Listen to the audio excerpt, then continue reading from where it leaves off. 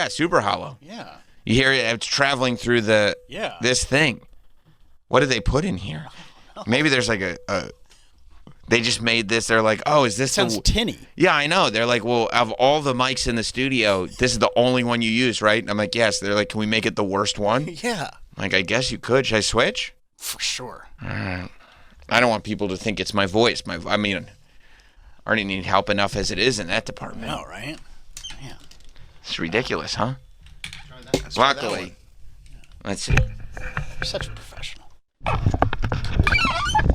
How's that? That's so much better. So much better. Yeah. Way better. You know what it probably is? They're probably like, So good. thank you. They're probably like, yeah, we could fix it, but it's 12 days left. I mean, what are you talking about? Why bother? I can't argue. You know, Marcelino's in here going like, I was looking and it looks like 12 days. I'm like, I mean, yeah. And they're like, okay, well. You can sweat it out for those 12 days. Yeah, we'll screw it back on. It's not going to sound great, but, you know, it'll hold up. I don't think LL will be complaining. It's like, all right, well, as long as LL's happy. He probably doesn't use that one. Yeah. We actually are. To answer your question from yesterday, I guess we are going to have to try to put into the deal that they could maybe fix the microphone. Yeah. I mean, it doesn't hurt. I mean, clearly, maybe put some kind of foam inside the metal mic arm. You know what I mean? So because it sounds like, you know, it sounds like the sound is traveling through on my mic. It sounds like the sound is traveling through a hollow metal mic arm. That's what it sounds like. That's how the audio is carrying. I don't think it's the mic arm. I think it's probably the settings.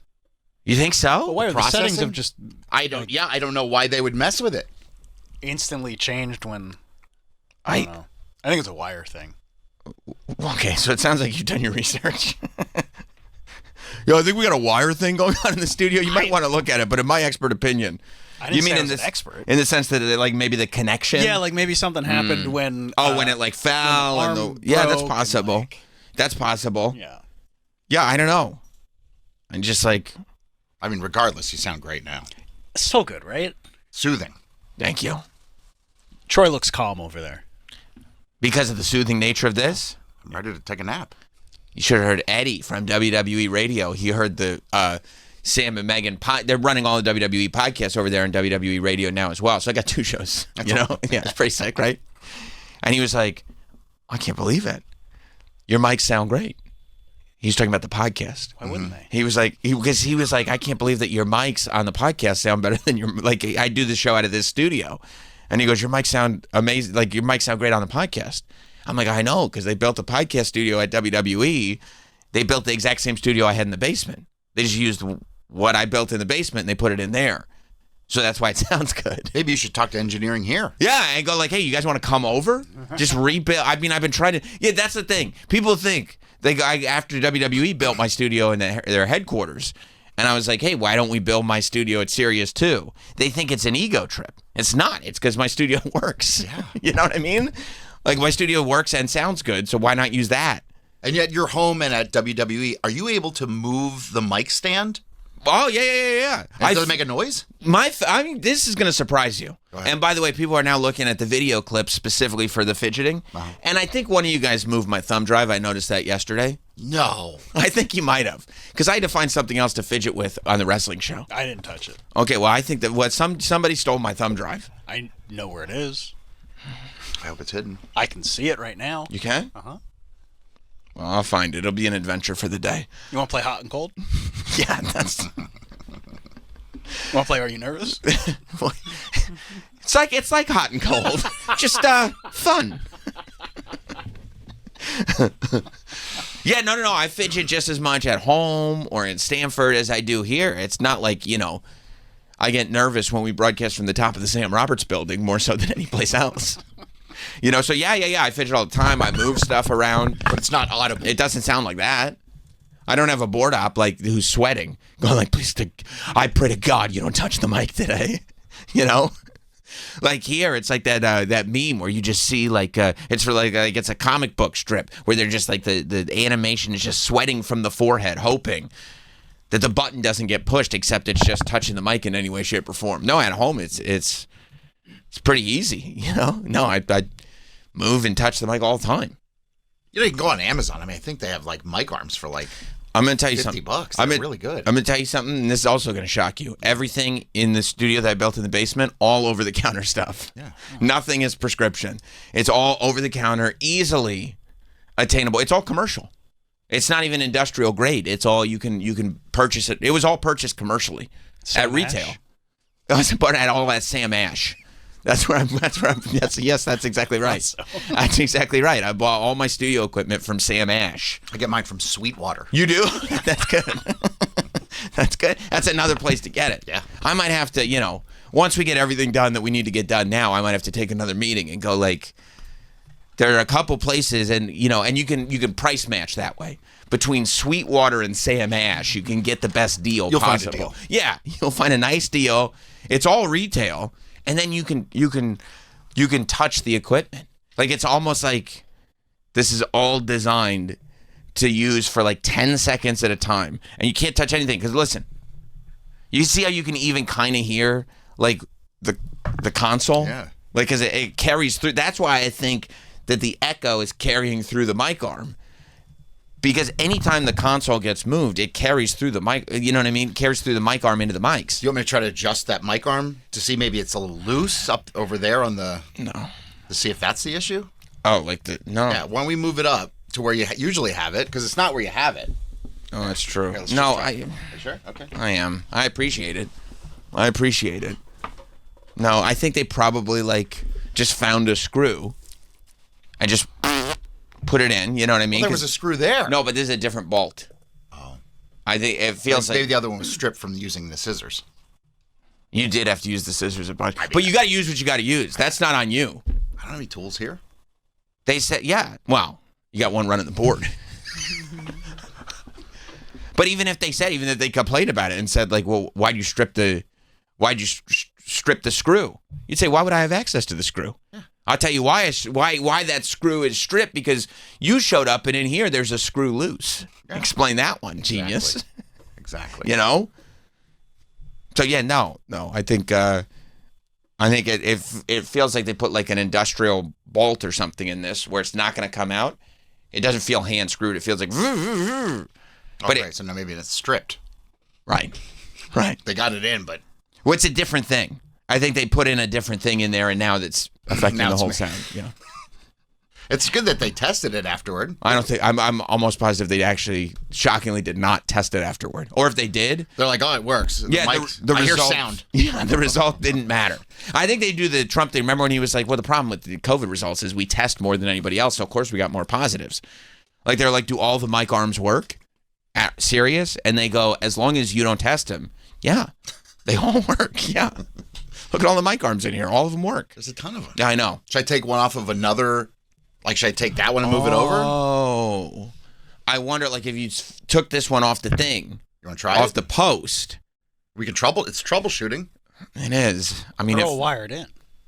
well, if you, I mean, do they go through the No. inside? No, the wires are just. you I see what you're saying. Yeah, it feels like, They fixed it in between his shows. yeah, they did, yeah, because Because your mic sounded fine yesterday during the show. Susuma didn't like the sound of that mic. But I'm saying it definitely did not sound tinny during Right. your morning show. So I bet when they fixed it, They fucked it up. they fucked it up. Yeah, Susuma said we can't use that mic yesterday. I He trust told him. me. He's He got a told. good He was ear. right again. Yeah, no, you just unplug the wire. The wire is connected to this, but you can unplug it on both ends. I'm gonna try it. No, I probably shouldn't try it on the air because it's it's a whole thing. It's Want to take a break? It's a rigmarole. Yeah, people like it. They do. Yeah, because it's the real deal. I mean, it's It like is. this is really happening. There's studio issues happening. This Right. is the D'Lo Brown of radio. You're looking at the real deal now. Yeah. That's true. Yeah, I don't know, man. It's fine. Yeah, you're fine. It's fine. It's fine. Everything's getting broadcast now. I'm trying to talk about that bus family, Yeah. And I'm sitting here trying to figure out which mic to use. It's crazy town. It is crazy. It's Looneyville is what it is. You think it's It's shifty shell lock around that's here. right. Shifty Sherlock. That's right. Come my baby, come my baby. Yeah. Butterfly sugar baby. Yeah. Rest in peace. Rest in peace. Remember when he was up on the roof and Dr. Drew was like, "Can you please come down?" I do. That's how I feel right now. I'm shifty shell shocks on the roof. Yeah. And Dr. Drew's down there saying, can you please come down? I go, maybe if the mics work. Yeah. And he's like, I can't guarantee that. I'm like, well, Dr. Drew, I'm staying up here then. Yeah, Sorry, I'm bud. going to stay here. I'm going to stay. I'm better off up here. I'm closer to the stars. Stay up on the roof for a while. Yeah. Yeah, no, I don't know, man. I don't know. But, yeah, I mean, and that's it. I'm like Nas, you know?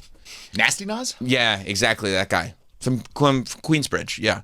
Why is that? Well, because I come in and you know what I need? What? All I need is one mic. I mean, good luck. That's it. All I need is one mic. That's it. I might be the lowest maintenance person in the entire building. All I need is one mic. And they're like, can't do it. No, we can give it to you, but it's going to sound like a tin. Yeah. You're talking in a tin can. Yeah. We can give you a soup can with a string on it. That's about as far as we can go. I said, that's all, just one mic, you know? I don't need anything else. But they said no. They said this is as far as we can take it. And I was like, all right, well, I guess we'll just figure out how to do it otherwise. And then poor Susumu, I have to use the opposite mic. And, you know, he's trained to do things one way. So he keeps accidentally turning on the mic that we're not using. I mean, the button's right next to each other. Well, I know, but he said something to the effect of, I'm not used to turning on mic 2. Okay. He said that. And I said, I get it, Susumu. Look, lower the fader on mic 1 so you know it is mic 2. Yeah, he not said to use it. No, that was a quote I heard yesterday. I'm sorry. I'm not used to turning on mic 2. Okay. I said, I get it, Susumu. Well, now I'm nervous for when we take a break. I said, don't sweat it. He said, it's too late for that. The board was soaking wet. Maybe that's what made the microphone get The sweat, Yeah. Susumu's sweat, it's possible. It's entirely possible. No liquids on the board. I know. I'm just sitting there trying to talk about Kevin Owens, you know what I mean? And like, that's all. It's not overly complicated. Eric in Colorado. What's up, Eric? What's up, Sam? Hey, man. As a very old school listener of Sirius XM, back to the very original days of XM, Yeah. and and O&A going way back, I feel like you are asking way too much of Sirius to repair this. The mic? I really, really do. Yes, I really, really do. I mean, this has been a problem for how many decades now? I mean, I guess that's not false. It's always something like that. Like, I'm surprised that somebody didn't just come in here yesterday and say, well, why doesn't he just hold it then? You know what I mean? Like, that's... Well, I mean, they just might. They might. Yeah, you're right. I mean, somehow... I mean, have you considered, since Howard's only using his studio once a day, have you guys considered going over there and pilfering one of his mics? Or once a week, rather? Can you consider going and pilfering one of his mics? And his mic sounds so good. They got that bass on it, you know what I mean? Yeah, he's got the good mic. He's got the good one. Good processing. I got to start doing that. You know what we got to do? We got to switch this mic out because it's all tinny, put it in the guest spot, and then really, like, put some balls on my mic. Yeah. And then... And when the guest comes in, they sound like shit. Yeah, and then, but funny. I'll sound like a king. Yeah. You know, I think that could be great. Yeah. Yeah. Letty and Finance deal with a bad mic. That's right. Yeah. Yes, that's right. That's right. Yeah. I mean, it's true. It has been. It's just. This has been going on since O&A. Yeah. They were complaining about the mics. It's just so easy. It's just so funny because you can scroll on Instagram, you see every single podcast Yeah. has good mics, Yeah. good mic arms, good processing. And it's kind of like the same stuff. It's all the same shit. Like, I kind of was like, oh, I think I need different mic arms. I'll just look at, like, any podcast on YouTube that's doing well and just kind of, oh, I see what mic arm they're using. I guess I'll just use that. I literally went on Amazon and saw good reviews on a $50 mic arm and bought it, and it's great. You've been having good luck with it? It doesn't make any sound. $50. Yeah, I don't know what these are. I've never seen anything like it before. I'm sure they got a deal on buying all of them. I mean, you're probably right. 3 for 1. How is that possibly profitable for the mic arm company? Because they're shit. Oh. Trying to get rid of them. Probably sitting in storage. Yeah. It's just one guy who's like, I completely fucked up. The company is furious with me. I designed the worst mic arms known to man. And they're furious with me. I'm about to lose my job. I will sell you this for pennies on the dollar. And Jeff Sirius was like, I'll take that deal. Oh, yeah. Install these. Save a couple bucks, sure. And I bet the engineers are like, what are you going to do with these? And just install them. We got a great deal. Maybe whoever made them was in a meeting, and the guy in charge said, "I want them to be better," and he heard metal, Metal. and he's like, "Copy." Well, he's probably starving, you know? Oh, you think that? Do you think they had the meeting during lunch? Yeah, well, I don't know if they had the meeting during lunch or if it was just a matter of the guy who was in charge of it didn't eat lunch because he had spent all his per diem. Oh, it was a business trip. I think it was on a business trip. Right. So you think he was hangry? I think he was, yeah, he's probably laying down for the meeting. Well dressed? Well, his shirt was super complicated, if that's what you mean. Like the pattern? And the pattern on the shirt was very complicated, but he had spent his whole per diem on that. I could see that being an issue. Of course. Probably something like that. It's all. I literally. Stop. I scratch my chin, right? Yeah. And then my fingertips just slightly hit the pop filter. Yeah, I mean, you're not supposed to touch the microphone. Everybody knows that. I can't. No, you don't I do can't that. just like Nobody I does that. But I gesticulate. Okay, that's the difference. That's why there's life in this You show. do have a lot of bravado. I have bravado and gesticulation. You need it. You need the energy needs to come through, okay? I can't provide the energy people need in the morning sitting like a statue. I know. You know, I can't do that. Maybe you need one of those like Bobby Brown microphones. Oh, yeah.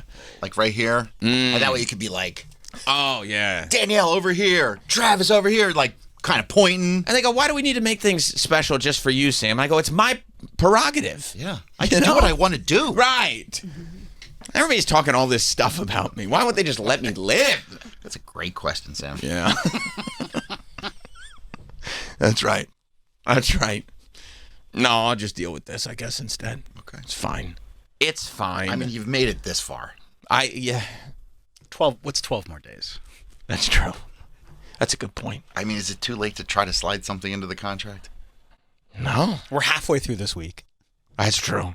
Today's over. What would I try to slide in? How would you even word it? You would say that there needs to be a mic arm that doesn't make sound Right. when it's moved, Right. proper processing. And I mean, maybe there needs to be every day when you go on the air, it needs to sound a certain way. I know, but do you know what would happen if I told anybody here, like, what if we got an omnidirectional mic instead of a unidirectional mic? They go like, what the fuck are you talking about, dude? They go, I don't understand what you're saying right now. No, What are these- College Radio 101. Yeah, what are these words? I go, if you got an omnidirect, like instead of one direction, it wouldn't pick up the sound of everything else going on around it. Yeah. I wouldn't have just heard Troy click the phone if it was just an omnidirectional mic. They look at you and go like, what are you talking about? What class did you take? I go, I've never even taken a class in radio. I couldn't get into the broadcast school in Syracuse. My GPA wasn't suitable for it. They said you can get into the broadcast school with the 3.5 GPA. I said, that's great news. It took me 2 weeks of freshman year to figure out it's not happening.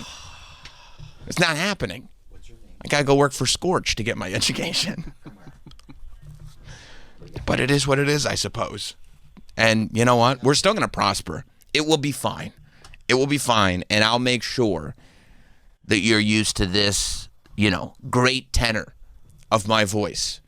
No tinniness, no hollowness. I can't handle it. Let's go to Jen on Rhode Island. What's up, Jen? I know I'm a little late to the game here, but have you guys tried WD-40 for the noise? You know what? We haven't. That's probably it. You think it's a little WD-40 is what we need? It doesn't hurt. Yeah, I do. That is. Thank you, Jen. You're probably right. And that is our engineers. That's like one of the tools of the trade. That's always the first thing. You let me spray some WD-40 on it. Squeaky wheel gets the grease. Right. See if it does the trick. Yeah. Well, good. Now that we got all that settled, we're in a good spot, I think. We should be good going forward. Well, thankfully, you can roll with the punches. Yeah, I don't care. It's all. Yeah. Just tell me where to go and talk. Talk into this. Right. Okay, I'll do Where's that. the clock? How long? We'll be fine. No, especially because I am. Like yesterday, I was reading as much as I could about the Jeannie Buss family. They still own 17.8% of the Lakers as of today because their dad, Dr. Buss, he owned the Lakers forever. This is an institution in Los Angeles. And there's so many buses. I didn't know how many buses there were. But there's actually so there's There's Johnny, Jimmy, Jeannie, Janie, Joey, and Jesse Buss. There's a problem right there. Yeah, those are the buses. This is getting into George Foreman territory. It is, because I believe that the dad's name was Jerry. Yep. Jerry Buss. So Jerry name, except that you know what the first kid's name is who doesn't work with the Lakers, to my knowledge, to Wikipedia? Lee. Yeah. Which he's Cameron from Ferris Bueller. You know, when you're talking Succession, he's the kid who's like, I'm going to let you guys do your thing. I'm thinking about running for president.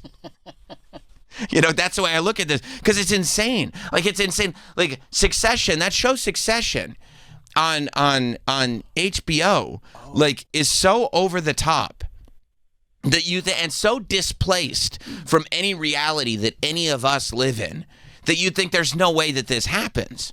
But every time you read a story about families that have huge amounts of money, that have a family business, that the parents leave to the kids, but they kind of let the kids all figure it out amongst themselves. It's all the same thing.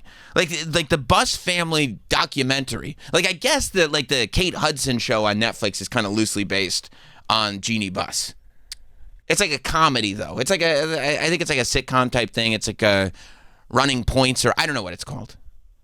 But I guess it's like loosely based on it, but it's not that like high drama concept, because Succession, I believe, was loosely based on the Murdochs. Oh, Almost Famous. Almost Famous. That's 100% right. Running Point? Running Point. Never even heard of it. Well, it's the follow-up to Almost Famous. What happened to Penny Lane after Almost Famous? She became Jeannie Buss. That's the premise of the show. And it's good. But no, I mean, like, I couldn't believe when I started reading into this family how dramatic everything was, right? So the dad died in 2013, Jerry Buss, and the Lakers were left to the trust, and the trust. I don't know if originally, and Lee is the only one not involved, right? Lee was put up for adoption right after he was born. Shout out to Lee. I hope he's doing well for himself. He's got to be pissed. He's like, what the fuck? You were ready, like, you know, later in life figuring out. Yeah, this is where you came from. I mean, honestly, though, like in the beginning, you're probably pissed. But, like, when you really see what's going on, I mean, what a blessing it was. What an absolute blessing it was to not have to deal with any of this. I'd still like some bus money. I mean, but I don't know if the buses are going to get bus money the way they're all, like, you know, conniving and you know, trying to throw each other under the proverbial bus. So you're left with Johnny, Jimmy, Jeannie, Janie, Joey, and Jesse Buss. And, you know, in 2013, the dad dies, and they're all, like, within this family trust to get the Lakers. And at one point or another, I think they all were working for this Lakers organization. Yeah. But Jeannie, who is still to this day the team governor. Yeah. So she started, like, I believe at one point in 2017, she fired Jimmy Buss. Nice. Which I think he goes by Jim Buss, but that's like, you know, that's the bus you take to sports. Yeah. Like the Jim Bus is the bus you get on for the away game. I would hate to be called Jim Buss. So I go Jimmy Buss. And plus it matches the other names better. And then they sold the majority share of the company recently, a couple years ago. Yeah, 2 years ago. To this guy named Mark Walter. Who owns, like, everything. He owns a lot of stuff. A lot of sports stuff. Right. He loves sports. I think he's got, I don't know if it's a controlling interest, but he owns a lot of the Dodgers. Mm-hmm. And then Yes. some other, like, LA teams. And then Jesse and Joey of the Buss family were like, no, don't do it. We don't want to sell to this guy. And then Jeannie pulled the rug out from under him and allowed it to happen. There was a coup. There was a coup that happened. Yeah, a family coup. And so they ended up selling to this guy, right? And so now they're at the point where this new duo, which is, what's his name, Kushner. and Bob Iger, Josh Kushner, not Jared Kushner, Josh Kushner. Although he looks strangely like Jared Kushner. Well, they're brothers. Okay, that makes sense. I noticed that they had the same last name and the same face. I said, that's a weird coincidence. But they're brothers, you said? Yeah. Okay, all right, that clears that up then. So, again, I was reading about the buses, not the Kushners. No, one Kushner's solving Iran, the other one's buying the Lakers. You're right, solving the buses. Yes. I don't know which is going to be more difficult to solve, to tell you the truth. So Bob Iger, who used to run Disney, and Josh Kushner, whose brother is in the Trump administration, married to Ivanka. Yes. They're out here buying the Lakers. Out of nowhere. Yeah, they're just like, we're going to buy the Lakers. And they bought that controlling share. So originally, before they bought the Lakers, they had, there were public reports that they had wanted to kind of be the ownership group that brought in an expansion team to Vegas.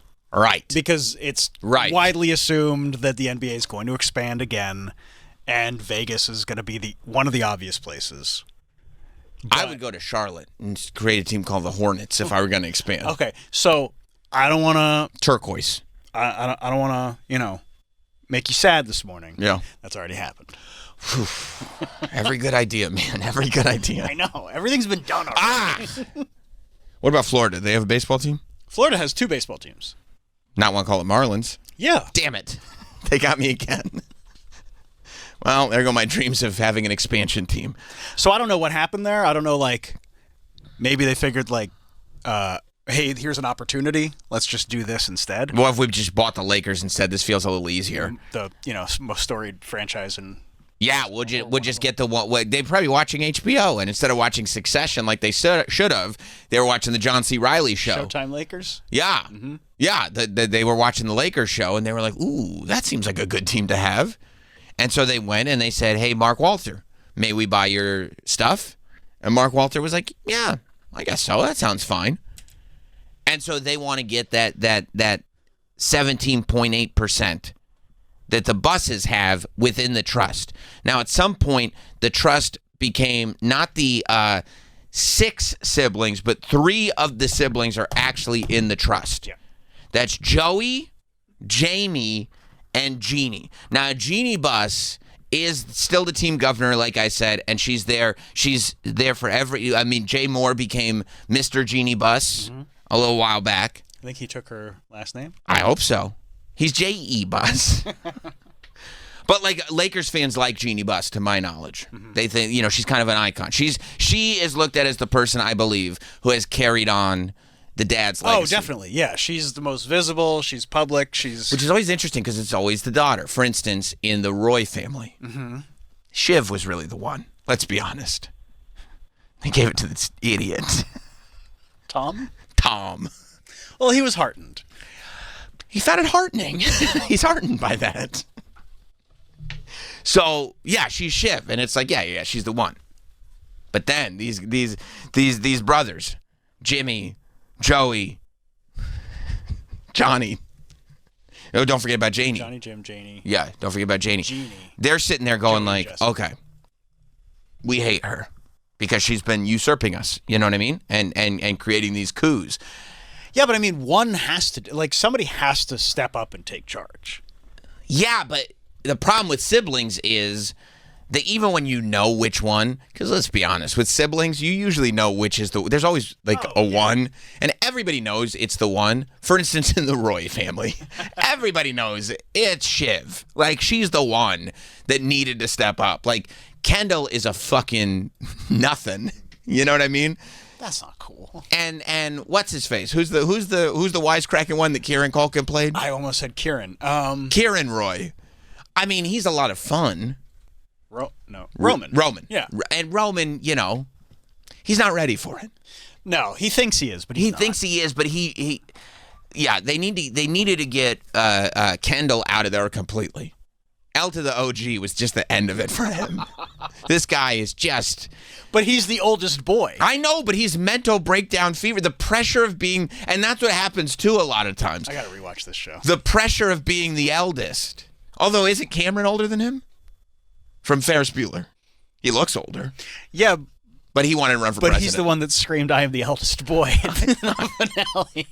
That's true. I mean, That's true. what a performance. That's such a good show. It is time for a rewatch of all of Succession. Yeah. But like, But no, somebody's got to step up. and like, and Jeannie feels like the one to step up. Except it's always like, and that's why, like, and I also feel like it is incumbent upon these parents that set up this dynasty, because they're always a fucking mess, and the parents never handle it right. They have this idea, right? They're in their 40s or 50s, and they go, well, I'm going to have a nice retirement and I'm going to leave it to the kids, and then they hang on with every fiber of their being until the day that they die. And because they're so afraid of dying, because they think that they're bigger than death, because they have all this money, they don't set things up for death, right? They haven't set it up. Like, the dad should have been like, here's exactly what we're going to do. The dad should be able to look at it and go, listen, I'm going to set up all the kids with money, but this is the one who's going to be in charge of the operation. Here's some cash for you guys. Listen to her. Jeannie's in charge. same thing happened with the Steinbrenners. Right. George dies. Right. And then they've got Hal, Hank, and Jenny, Right. who you never even hear about Jenny, but she has... I was like, shut up, Jenny. Just get in the car. She probably didn't like that. No, I know she didn't.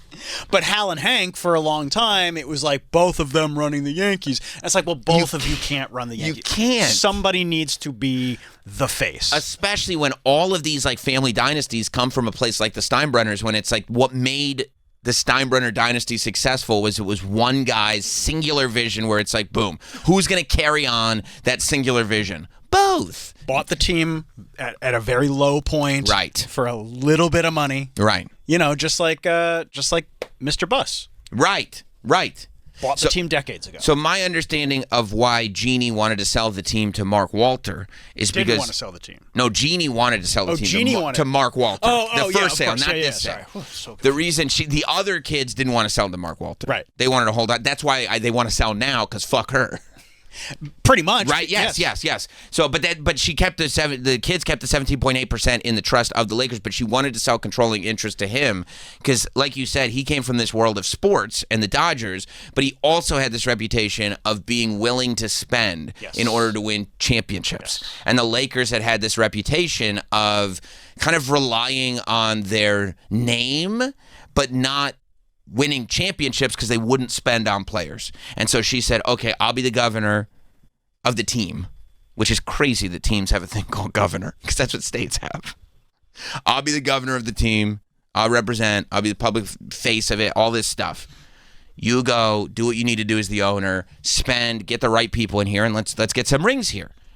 And I guess the kids didn't want to do it. The other kids didn't want to do it. And that's the other thing, that when you leave it to one person, you can say they're in charge. When you leave it to all your kids, they can be in their 40s and 50s. And people like me are going to be saying the kids are in charge. They're goddamn adults. And I'm still sitting here going, all the bus kids are in charge. That's got to drive them nuts. I mean, 3 of them are in their 60s. I know. But you go, that's the kids. Because they're not, because they can't lock it down. No, they're acting like children. They're acting like children. Like, can you imagine being in your 60s? Like, I would have tapped out by 38. I can't do this. I'm not fighting for something that I didn't even build. My dad built it. When they're at the karaoke bar and Logan tells them, you're not serious people. Fuck. Like, that's the God same damn. thing. That's such a, that just cuts through everything. You're not serious people. But also, like, you didn't do the work to make them serious people, Logan. And it's the same thing with all these people. Like you build them to one day take over and create this dynasty. But then when you're a psycho old person in the last couple years of your life, you start going like, okay, we're going to figure it out within the next year and a half who's going to take over. All of you fight amongst each other. And then when you watch them, running around like chickens with their heads cut off, you go, why can't you guys be serious people? Yeah. And you're like, because you switched the whole game up on us. You didn't give us the basics. And you're senile. What are you doing?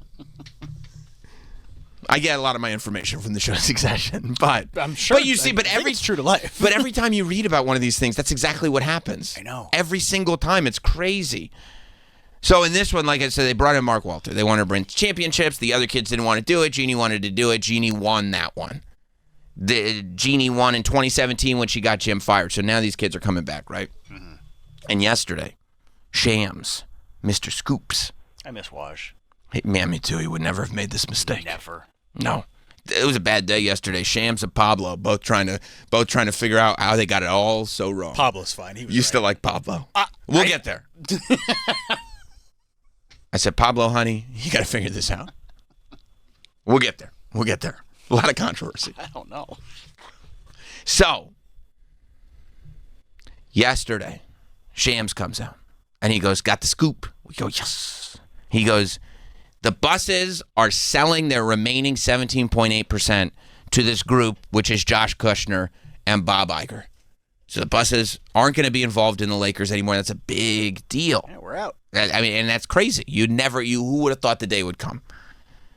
And then Jeannie Buss's lawyer goes, nah. They go, what? So apparently here's how it works, right? A statement comes out from the lawyer that says Shams got it wrong. The lawyer says that in order for a sale to be completed of the 17.8%, the three trustees, Jamie, Joey, and Jeannie, all have to vote in favor of the sale. And they looked at the votes to sell. And the votes to sell were 5 to sell, 1 that didn't vote. Now you're sitting there going, but you listed 3 trustees. Yes, but the other 5 kids, who are adults, voted yes to sell, and Jeannie was the only one that didn't vote. Now, Jeannie's over here saying, well, I'm safe because I'm one of the 3 trustees. So in that 5-person vote, if you didn't get the 3 trustees, you are done. Except Now I'm reading that you need a majority 4 of 6 to sell the shares. that's not what I read. I read you need the 3 trustees. No, I know. That's what she is saying. You need Oh, yeah. you need the 3 trustees. Well, because what the kids are saying is that you need 4 out of 6 to because sell. of a different thing in the deal. Because when they sold, and this is the best part, because it's the sale that they didn't want to do, to my understanding, the sale that they didn't want to do, that Jeannie wanted to do to Mark Walter. The sale included a tag-along provision, which is if Mark Walter agrees to sell his shares of the company at a profit, which is what he's doing. which is exactly what he's doing. I think he's getting I think he bought it for $10 billion. He's getting $12.5 billion. So if with him selling for $12.5 billion or whatever it is, the 5 kids are saying that enacts the tag-along provision. And the tag-along provision is where you're getting your 4 out of 6. Okay. And so they're going by the basis of the tag-along provision, we're now able to sell those shares. And since there's us, we can do that, and you can't stop the sale. Oh, I kind of agree with that then. But Jeannie's saying no, because the 3 of 3 trustees was done before the tag-along provision. And so now it's going to have to... Supersedes it? Yes. And so it's got to go to... That's why you didn't get an answer last night. Of course, this is going to go That's to why court. when one guy said this and one guy said that, now it's got to go to court for a judge to figure out what gets followed. The tag-along provision, Now I want some tag-alongs. which these tag-alongs are great with the peanut butter. Yeah. Oh, the best, dude. The best. A couple boxes. You got to get a couple boxes because you get 1 box of tag-alongs. Troy, when the Girl Scout cookies, the tag-alongs, how quick those Girl Scout boxes go? Gone. It's a serving size, isn't it? Oh, yeah. Yeah, I agree. I'll throw back a sleeve, no problem. Easy. Especially these Biden era sleeves. They're so much smaller. They're now. smaller, dude. Yeah. They're smaller and the boxes are more expensive. Shrinkflation is right. Even came for the Girl Scouts. Yes, it did. I went to a Girl Scout table. I started pulling out my cash. They were like, okay, 2 boxes, that's $14. I said, it's $10 for 2 boxes. $14. These are smaller. $7 a box? This is $5 a box. They said, not in this economy, dog. I said, my God. You know what you can do with that box? What's that? Shove it right up your keister. That's right. I told him that. You told that to the I little told him girl. that. And then the dad that was there was like, what are you doing, dude? Bro, what are you... I said, I'm sorry. It's this Biden economy. I'm fully extended. I'm sorry. Yeah, my I'm not liquid right now. I'm just not. I'm not liquid. Paper, I'm doing okay, but even that's tough. You know what I did when they weren't looking? I stuck a sticker of Joe Biden pointing and saying I did that. Stuck it right on the side of the Girl Scout table. for you. Yeah, because I Still know. bought some though. I was hungry. Yeah, I was hungry. they I are wanted delicious. I gave him the 14. It's I once gave a him the year. 4, and the one box isn't going to cut it. No. So I unfortunately, yeah, Finish that off before you get home. I gave him the 14. You know what it's like to have to stop at the ATM before you go to the Girl Scout table? You never used to have to do that. You want Girl Scout cookies? All right, I better hit the ATM. And they ask you for a tip. A tip? Everybody's asking for tips. Gratuity or a tip? So, have to get into that too. All right, so they're arguing about Girl Scout cookies. Yes. Okay. So now they have to go to court to find out if that 17.8% of the Lakers. Now, like I said, Bob Iger and Josh Kushner still have controlling interest in the team. They own like 82.5%, I guess, or 82.2%. However much what's his face owned. Right. But the 17.8 that they're trying to get, that's now got to go to court because the other kids want to sell it based on the tag-along provision, but Jeannie won't budge based on her 3 out of 3 trustees position. Right. Oh, interesting. Which is crazy. And it's probably just because this is not her deal. Her deal was the Mark Walter deal. Yeah, I mean, And she wants to remain in probably power. wants to hang out. She wants to remain team governor. Yeah. She wants to keep her position. probably lose your seats. She's got really good floor seats. I thought you meant on the board. You meant literally I in meant the literal arena. seats. Yeah, she goes with her husband all the time. Front row? Yeah, Those are tough to get. I know. Those are very tough to get. Wow. Especially in L.A. And when the Knicks are in town, forget about it. Oh, forget it. Forget about it. Like, Yeah. she's probably got tickets for like when LeBron comes back with Oh, Philly. wow, that's going to be huge. Yeah, But those tickets will be null and void if the tag-along provision kicks in. exactly. So hopefully they can push this court case till past that Philadelphia visit, I mean, so she can at least go to that game. it's so crazy the way all this stuff, where just all these like things and stuff. You know what I mean? Like, who wants 17.8% of the Lakers that badly? Not me. And do these siblings get along otherwise? Oh, I can't imagine they do. What's Thanksgiving? They hate each other, dude. Yeah. They hate each other. I can't imagine any situation like this No. where siblings get along. You No know? way. No way, because they're just thinking about... And it's all like power play. They all think that they're the next dad. Like, all of them are the next Jerry. All of them want to be that sort of like bootstraps person, but you can't be born into bootstraps. You know what I mean? It just doesn't work. You can't... That's not... The best you can do is be the next in line. Like, which is not what the whole thing was to begin with. You kind of got to pick early, I think. If you're going to build a dynasty. Yeah, but none of these guys want to pick early because they'll change their mind all the time. I know. This kid's an idiot. This I know. kid's an idiot. And it's always like a little thing. It's like how I am with Hot Dog. You know what I mean? Like, it's like, clearly, he's great. But then he just says one thing, and I go, this guy's a fucking, I can't with this guy. You know what I mean? And then, like, I just, like, cool off a little bit, and I go, oh, never mind, he's great. You know, it's like, that's what you do. But if I had, like, 4 hot dogs, I'd probably be trading from person to person all the time.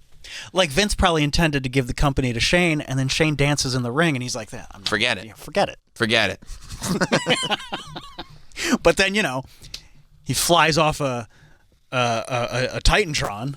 Right, and he's like, never. Yep, that's my guy. Okay, That's my guy. Yeah. 100%. I mean, all these family-owned businesses, you know?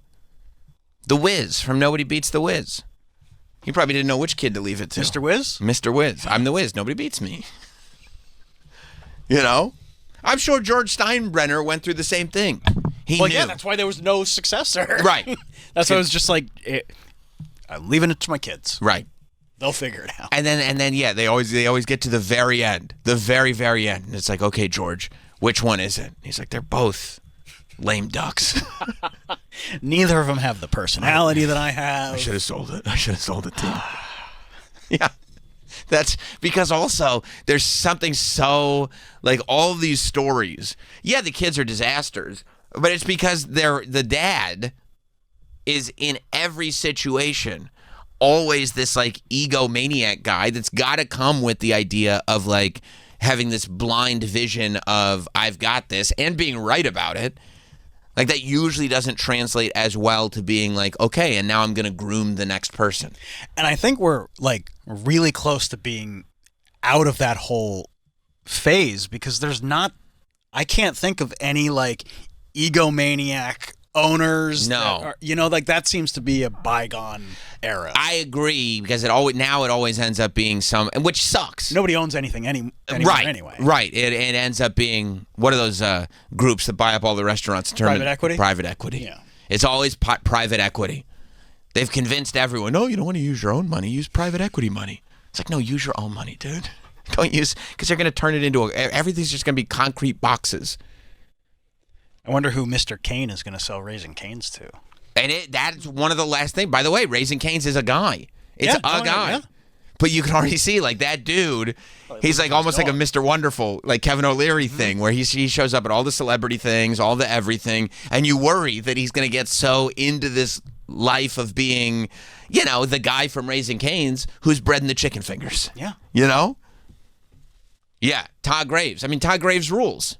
How many kids does Todd Graves have? I don't know. I know he's got a dog named Kane. That's sick. Maybe he'll just leave it to The dog? the dog. And the dog named Kane is named after the wrestler? No. The Undertaker's brother? No. The devil's favorite demon? The big red machine? That's cool. Go to his wiki. Let's see. I mean, Todd Graves is still a young guy. He's only 54 years old. That rules. Oh, he's got 2 children, though. A daughter named Sophia and a son named Charlie. Oh, give it 20 years. 20 years. That way old Todd Kane will be 74. Oh, they both have ties to the restaurant. Oh, yeah. Let's go. This is the next one. Let's do this. Yeah, because now it's all like CEOs that were hired, like, you know what I mean? Like when Apple was like, oh, Steve Jobs is gone. That's okay. We'll just hire the CEO from Pepsi. He went from selling soda to selling, computers. And what difference does it make? It's just a CEO is a CEO is a CEO. Yeah. Except here you got that's going to be the next one, the Raising Cane's fortune, because it's only going to get bigger. Raising Cane's rules. And then those kids are going to be fighting over the chicken fingers. I can't wait to see how it plays out. This is the next succession. It's him and then whoever owns Scrub Daddy. I forgot about Scrub Daddy and the Ring doorbell. Well, Amazon owns that now. Oh yeah, that's smart. Honestly, it's what you have to do. This is what you should do. As like if you've got like an empire, you need to sell it when it's time to sell it. Give it up, sell it, and leave your kids money. Just leave them cash. Don't be like, Bill Gates and be like, no, I'm only going to leave my kids a little bit of money. The rest goes to charity. No, just what did you work for? Just sell your shit and leave your kids the money and let them figure it out. Split it down the middle. Celebrate a little bit. Go on a cruise. Throw fun coupons off the side of a boat. Go on a nice cruise, a Disney cruise, but get the nicest suite there is. You should. You really should. You know what I mean? Yeah. Get the Titanic suite on the Disney cruise. So that way if it goes down, those pores are the ones that are drowning. You're getting right off. Get the Billy Zane suite on the Disney cruise, Spend your money. The rest of it, split it up equally. That's it. Yeah, that's the move. I mean, and it's tough because people are just like billionaires now, and you can't possibly, even if you said my mission is to spend all this money, you can't. It's impossible. But spend the money on cool shit. And then die and just leave the money to the kids. Don't make them go like, no, you have to continue the empire. Don't continue the empire. No, and then when you die, you can leave a little extra to your favorite kid and then just let them realize. Yeah. Why'd you get a little extra? I think we all know why. Now you know. I think we all know why. And don't leave it to the one who needs it the most. Leave it to the favorite. You know what I mean? That way there's no question. Because the favorite's probably also the most successful. So it's like he's the one who didn't even need it. And you probably already know the favorite anyway. It's probably the girl, let's be honest. It's usually the girl. They're the ones that are usually the ones that are capable of taking it over. You think that's why Jeannie's in charge? Of course I do.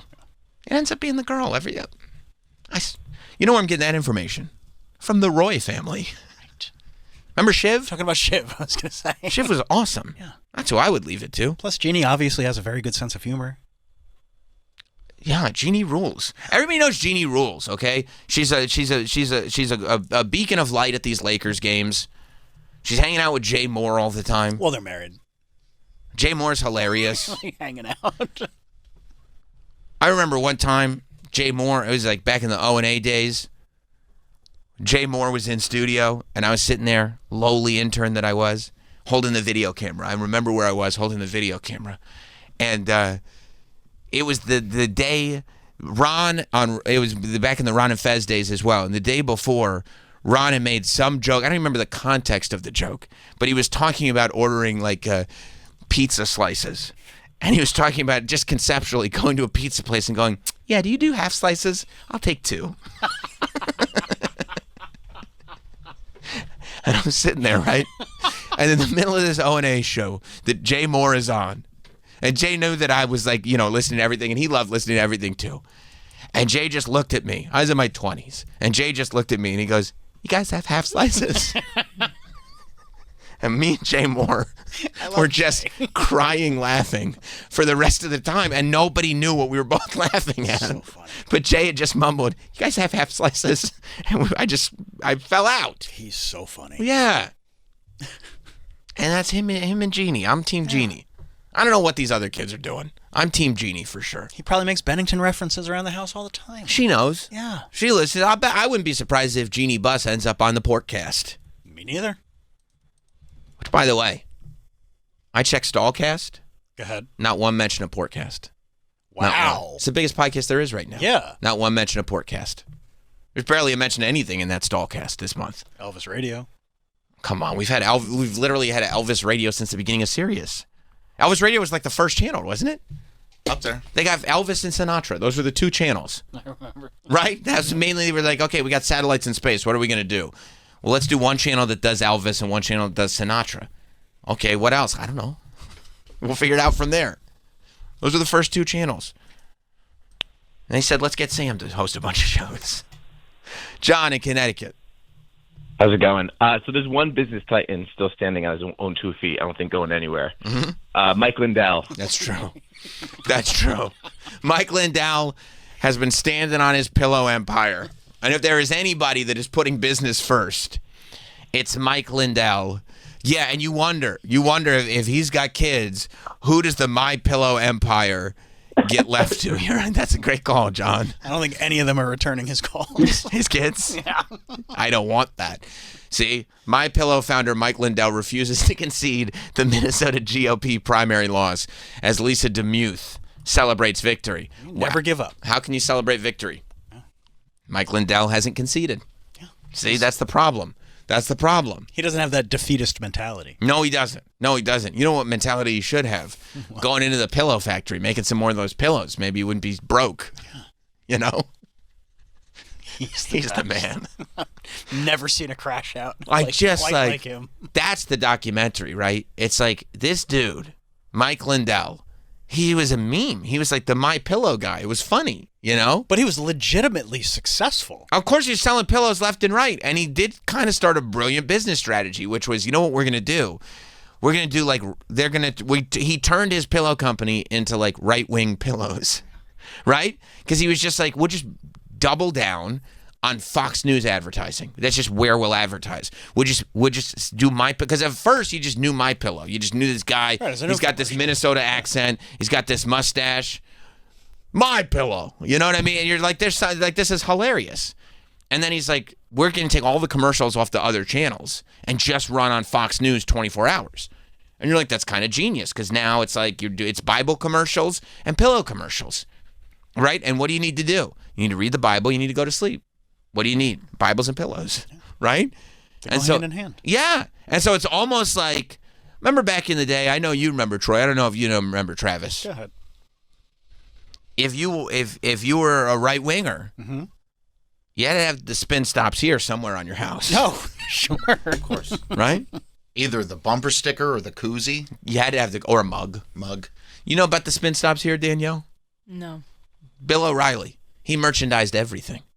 And if you watched Fox News, he was the guy. It's brilliant. Which is hilarious because like now Bill O'Reilly would be considered a moderate. I know. he was like the most extreme right-wing guy. And now it's just like he's a middle-of-the-road guy. But he put this because he was the no spin zone, right? Because all the left-wing media was spinning. Didn't he have a doormat? Yes, he did. And my grandfather had one. He did? That said no spin zone. Oh, yeah, that's the mug I got Mike for Christmas. That's right, not woke. So you bought from the Bill O'Reilly.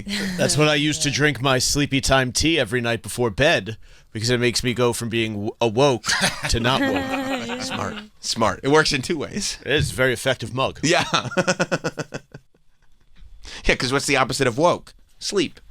Yep. Exactly. I get it. So that way, but your grandpa had a Spin Stops here. Yeah, I didn't even know who it was. I mean, this is like going back to like the end of the 90s. But did you ever consider going into your grandpa's house and like spinning the truth? Probably not. I didn't even care at the time. I would think I'd look down at the welcome mat and go like, well, even if that was my plan, I guess that's not going to work here. I think it took me years to realize what it even was. Right. Yeah, sure. But that was the thing, right? Then, Bill O'Reilly's using loofahs on the interns or whatever. I don't remember what the story was. Something like that. Something like that, right? Yeah. I mean, I'm not completely I think a off the loofah beaten path. was involved in an intern. Okay. All right. Right. So yeah. Yeah, exactly. Right. Those are the two things I remember. I can't, what can I say? So many things have happened, but I think there was something like that. And he's not on Fox anymore. And so there's no more Spin Stops Here stuff. So what are you going to do? And then Mike Lindell goes, well, what if it's like the mark of, hey, I know what's going on. I watch Fox News is you got a MyPillow on your bed. Nobody's ever done. Everybody's got a bed. Everybody's got a pillow. What if you could assert your political affiliation with your pillow? And you know what happened? A lot of people who love Fox News were like, I would love to assert my political affiliation with my pillow. Well, how can I do that? What pillow would I use? Well, how about a MyPillow? Perfect. And so they started buying them up left and right. And if I remember correctly, they weren't bad pillows. They were, yeah. And you could choose. You could choose like, you know. like people liked the pillow. Right. And then you could even get them as goofs. I got a MyPillow as a goof one year. you? 100%. 100%. And then you know what I did? What? I slept on it. How was it? It was great. My dad used a MyPillow. Yeah. Forever. He probably didn't even realize his No. political affiliation was like if I walked into your dad's bedroom, I just kind of point to my nose and point to him and go like, I pick it up what you're putting down. Be like, what? Huh? I didn't realize. But yeah, then he was like, enough is not enough. I got to be a politician. I need to be a superstar. I need to be a superstar. I need to be best friends with the president. And then I need to be a thought leader. And it's like, no, dude, just pillows. Just pillows. Stick with what you do. Like you had it done with the pillow thing. Never seen somebody ruin what they had. An empire. Yeah. Just Because like that. remember, he came from nothing. Wasn't he like a He was a- cocaine? Like he was a drug addict. addict, Yeah. yeah. Yeah. And he found Jesus. He found the Lord. And then he learned how to make pillows. so to have that rise is I know. incredible. I know. The rise, the fall and rise and fall again It's insane. is insane. But if you asked him, he's like, no, we're still shooting upwards and onwards. Give me a 4-part doc. Look at that. Children's Bible story pillowcase. There you go. Which I love that because then I'm assuming that means you could tell the story through the different pillowcases. Which is honestly, the Bible gets a little wordy at times. It's nice to have the pictures. It's nice to have the pictures and also, because you want to be like, you ever like have one of those nights as a little kid where you just drooled and snotted all over your pillow? Of course, still do. Isn't it nice? Yeah, exactly. Wouldn't it be nice to wake up in the morning and know you did that all over the manger and the baby Jesus? Yeah, you just throw it off, throw it in the machine, Right. wash it, you're good to go. Good to go. You get a set of 5 for 25. 5. That's a great deal. It is a good deal. It's $5 a pillowcase. Plus, you get a multi-use MyPillow. Whoa! Wait a second. Pillow As low as, as low as. and it says plus. I think you just get one for 25. I think it's going to cost you $125 for all 5. Let's scroll down and find out. Yeah, because it says quantity 1. Add to cart. Let's see where. Yeah, there's no scroll down, so let's scroll down. Yeah. This feels like a little bait and switchy, to tell you the truth. Would that surprise you? Oh, look at that. No. You know what? I see it. Look where it says color. Oh. See where it says yeah, color? You gotta choose. It's not actually colors. It's different Bible stories. I see. Okay, so do you want creation? Daniel in the lion's den. I'll probably do that one. Jonah and the whale. Oh, that was a good one. Noah's Ark. Yeah. There's gonna be a floody. The story of baby Jesus. That's important. Or the 5-pack. Click the 5-pack. Yeah, it's $125 for the 5-pack. Still a pretty good deal. You can get $10 off if you click on the bottom right. It's $115. Yeah. Sorry, $114.90. But, you're also getting 5 pillowcases. Do you get And a a multi-use. plus multi-use MyPillow? I don't know, what's the other use for a MyPillow? I know one use. I think Well, sleeping. it's like a book dupe because it has the Bible there, so you don't Oh, need is to that read what your they're kid a considering book. it to be? Have them read the pillow. It's a multi-use because you can read it too. You're saying? Yeah, look. Oh yeah. You flip The it, words you are can on the read. back. Oh, that's Oh yeah, great. yeah. Check the back, Mike. I want to see the back of it. Oh, that's Oh, great. look at that. Oh, it's They on the couldn't have pillowcase. gotten They a printed it. high definition photo. No, it's a little It's like, I pixely. can't see what it says. Yeah. Read it. Do you think that that's what the pillowcase looks like? It's like that's the size, and they're just blowing up that JPEG and putting it on a pillowcase. Yes. These words are impossible to read. Wow. In the beginning, there was no earth or sky or sea or animals. And then God spoke in the darkness. I'm just reading the pillowcase. See, that's so much better. You know what I had? He-Man. I had He-Man on my pillowcase. Ninja Turtles. Right. Yeah. Imagine how much better off we'd be if it was a nice story of Jesus on there. You know? Yeah. Plus, like, ever as a kid, sometimes I would, like, think that you could, that somebody told me the trick was, if you got a test and you haven't studied, just throw your textbook under your pillow. It'll all seep into your brain. Oh. Yeah. Did that work? Yep. I don't remember the grades, though. I used to put my Walkman under my pillow while I was listening to Loveline. Nice.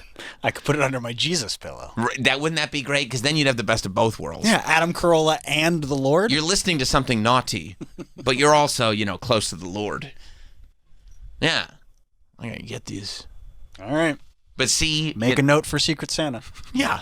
And I want the 5-pack, by the way. Don't go chintzy on me. Give me that 5-pack. Yeah, I mean... But yeah, I mean, you talk about an empire just destroyed for no apparent reason whatsoever. That's my guy, Mike Lindell. Yeah. I bet you still do it okay.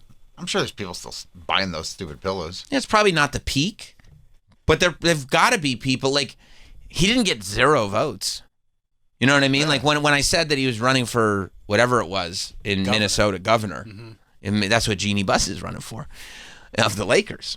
When he's running for governor of Minnesota, I think he lost by like 15% or something like that. That's a lot of percent. Which is a huge percent. Usually it's like It's enough to concede. Once it's about 3, I think you concede at like 3% or something like that. Like if it's full numbers, not just points of a percentage, you go, okay, well, we're not coming back from that. I mean, when you're in double digits of percentage, it's like, this is crazy. Yeah. Do you know what they call that? A landslide victory. Yeah. But even so, there are still a bunch of people that voted for him. So you would think that if they're willing to vote for him for governor, they probably bought his pillows, right? Here's the problem with selling pillows, though. It's a one-time thing. Like, how often do you need another pillow? I mean, seldom. Maybe they wear out fast like the iPhone, where it just starts acting wonky. Maybe it's like that you lose the fluffiness of it, and you're like, well, I got to get a new one. Like it's built in, what do they call that? When it's Memory foam? No, I meant the, like it's not worth using anymore. You know, the futility of it. It gets replaced. Lithium-ion battery? No, I'm going to think of the word. Yeah, It's I don't gonna know what drive you're me talking crazy. Expiration date? Oh. It's kind of like that, Is it but like it's milk? It's like milk. Or milk. Right. Well, milk lasts a little longer. Yeah, maybe there's a built-in expiration to it. Yeah, it just loses. Oh, like a kill fluffiness. switch Yeah. in the pillow? Yeah, Mike updates the pillows, and all of a sudden, Yeah, one update. It's just like, what the hell is this? You think there's a software update in the pillow? the pillow's got a software update, and you're like, this doesn't charge anymore. Yeah. Yeah, that's possible. That's possible. You know? I think that hat would have to be the way to go, because otherwise, yeah, you're just like, Yeah, I mean, I'll see you in 5 to 12 years. I go years without buying another pillow. Yeah. I don't know if I've ever bought a pillow. I just eventually, my You just wife... find new ones. Yeah, my Just wife like, eventually puts new pillows on the bed. And usually I'm like, what'd you buy new pillows for? We were fine. The other ones were great. Yeah. And she was like, we've had... I remember when she was like, we got to get a new mattress. I was like, what do we need a new mattress for? It sleeps fine. She's like, we've had it for 15 years. I was Same like... thing happened to us. I was like, oh my God, I don't know. Is that... She's like, we got this when we got married. That's what she said to me. She's like, we were living in an apartment when we got this. I was like, is that unusual? I was like, yeah, it works fine. How long are you supposed to keep? I thought you keep them for 30 years, 40 years. No, apparently not. Yeah. And then you sleep on the new mattress and you're like, oh my God. Yep. Oh my God. Yeah, But the lay other, down a nice Bobopedic. yeah. The other day, my wife did mention that I had already built a groove into the mattress. You got a nice ass groove? I got a over? nice ass groove, yeah. Mike in Florida. Mike, you there? Mike, you there? I want to give you credit because you nailed it. I appreciate you, fam. What you were thinking of was planned obsolescence That's or what it is. obsolescence, depending on your pronunciation. Planned obsolescence. That's what it is.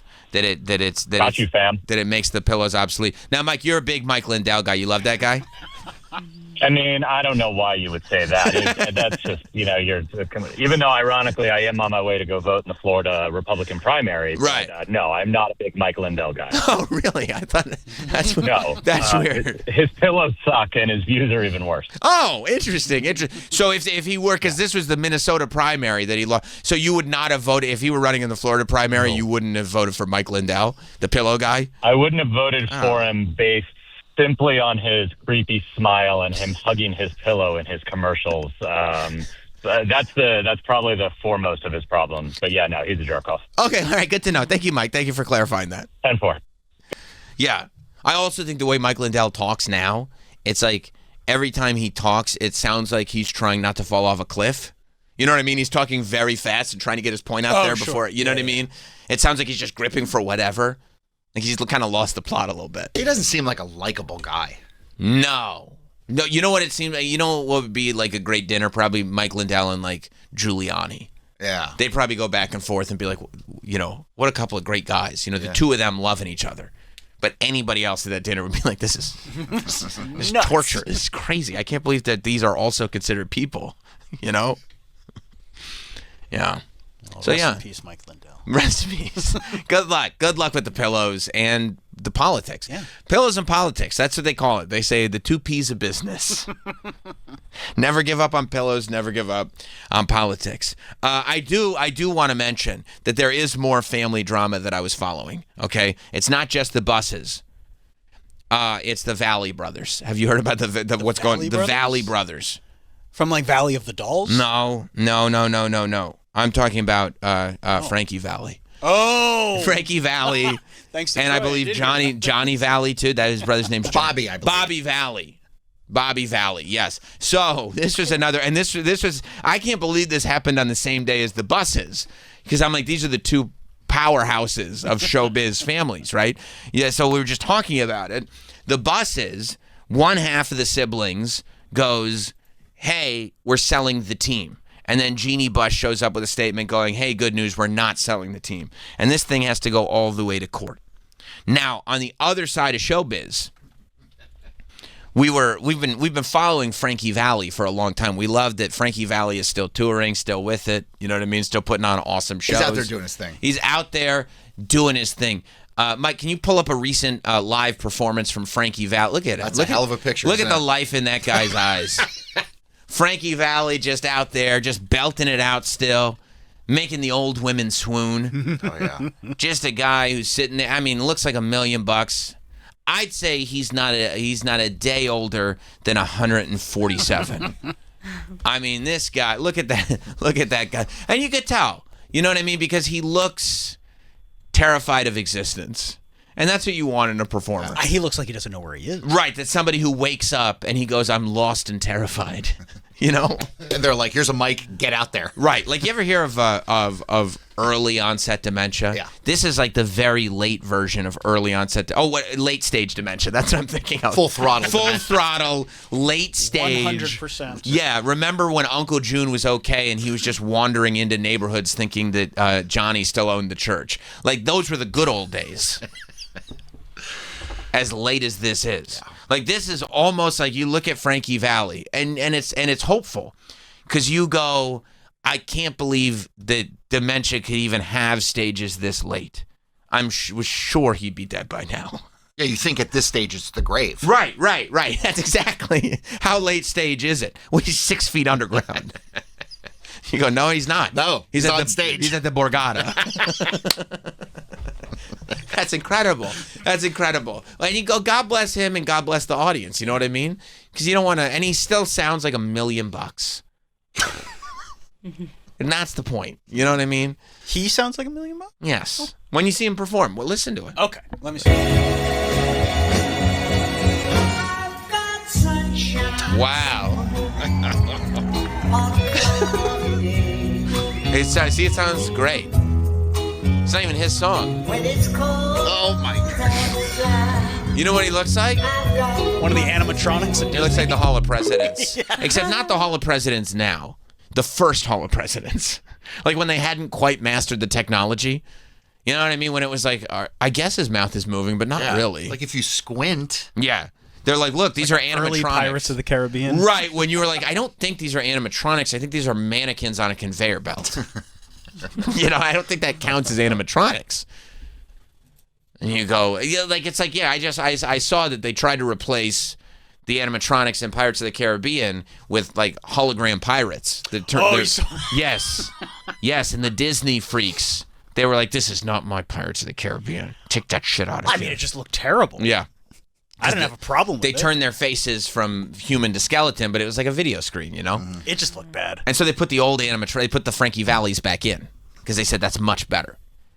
So, yeah, I mean, what's great is that it's almost like, I don't know if he's doing like maybe a Jeff Dunham type of act, because as he's singing My Girl, which isn't even his song, it's the Temptations, he can do it without moving his mouth. And he hits every note, full falsetto. I mean, Danielle, you're a singer. Yeah. You got to be impressed. With that? Yeah. You couldn't even see his vocal cords straining. It sounded great, didn't it? It sounded amazing. Maybe he's a ventriloquist. I think he might be.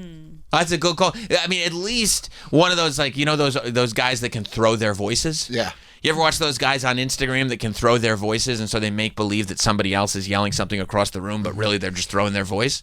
I think that's what Frankie Valli is up to. You think this is a Jeff Dunham situation? I think so. I really do. I really do.